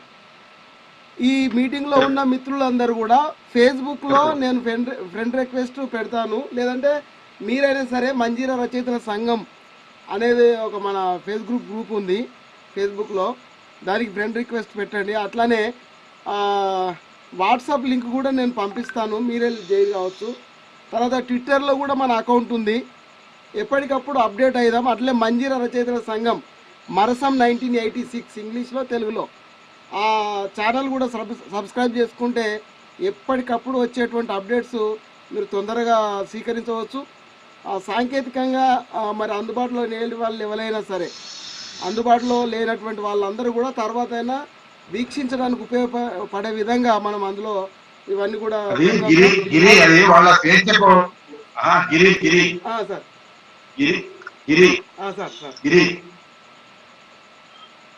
సార్ చెప్పండి సార్. ఇదేంటంటే అది వాళ్ళ ఐచ్ఛికతకు వదిలిపెట్టు. మంజీరా రచయితల సంఘం అనేది వాస్తవంగా మెదక్ జిల్లాకు, పాత మెదక్ జిల్లాకు పరిమితమైన సంస్థ. అది రాష్ట్ర వ్యాప్త, అంటే ఉమ్మడి రాష్ట్రంగా ఉన్నప్పుడు కూడా ఒక గుర్తింపు తెచ్చుకున్నది. దాని పని విధానంతో దాని విశాల బంధు. అయితే ఇప్పుడు కూడా ఎవరైనా ఆసక్తి ఉండి దాంట్లో చేరైతే ఓకే. అయితే అది ఫేస్బుక్ లో కానీ, ట్విట్టర్ లో కానీ, లేదా వాట్సాప్ లో కానీ, ఇంట్లో కానీ నువ్వు వాళ్ళ ఐచ్ఛికతకు వదిలిపెట్టు, వాళ్ళ ఇష్టానికి వదిలిపెట్టు. సరే సార్ సరే. అంటే ఇళ్ళకి రాగానే వాళ్ళని అందులో చేరమని ఒత్తిడి మనం చేయకూడదు. సార్ నేనైతే చేరుతాను సార్, ఎందుకంటే మంచిగా నీళ్లు తాగిన వాళ్ళు కాబట్టి ఖచ్చితంగా దాంట్లో నీళ్లు రాకపోయినా చేరొచ్చిందా? ఇప్పుడు మానవీయ వాదం అని ఇంతసేపు మాట్లాడుకుందాం. మానవీయ వాదానికి ఎల్లలు లేవు. తాగకపోతే ఐచ్ఛికం, తాగితే ఎవరైనా ఆసక్తి ఇట్లాను సార్ అంటే ఎవరైనా ఆసక్తి ఉంటే చేరండి.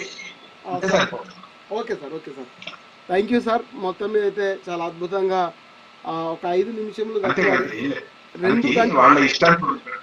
సరే సార్ ఇప్పటి వరకు కవిత్వము, దర్శనము, దృక్పథం ఈ 3 అంశాలను మేళవిస్తూ వైదిక, బౌద్ధిక వివిధ దర్శనాలు, పాశ్చాత్యం మొదలుకుంటే ఇప్పుడున్నటువంటి ప్రాంతీయ దృక్పథం వరకు అన్ని వాదాలను తడిచేశారు సార్. సో ఇప్పుడు మనది దాదాపు 2 గంటల ప్రోగ్రాం సార్. ఇంత చక్కటి విశ్లేషణతో పాటు చర్చ, అందరి ఆ ప్రశ్నలకు మీరు ఇచ్చిన జవాబులను బట్టి మీకు ప్రత్యేకమైన సార్. ఇంతటితో ఈ సమావేశాన్ని ముగిద్దాం సార్. వచ్చే వారం కవిత్వము వస్తువు అనుకుంటాను సార్. వచ్చే వారం కవిత్వము వస్తువు అనుకుంటాను. బహుశా క్లోజ్ చేద్దాం. మళ్ళీ వచ్చే వారం కలుద్దాం సార్. Thank you sir. అందరికీ వచ్చిన ప్రతి ఒక్కరికి పేరు పేరున కృతజ్ఞతలు. మరి వచ్చే వారం కూడా ఇదే రకంగా 5 నుంచి 5 గంటలు. అందరికీ కృతజ్ఞతలు, ధన్యవాదాలు సార్. కార్యం చెప్పబోతున్నాడు.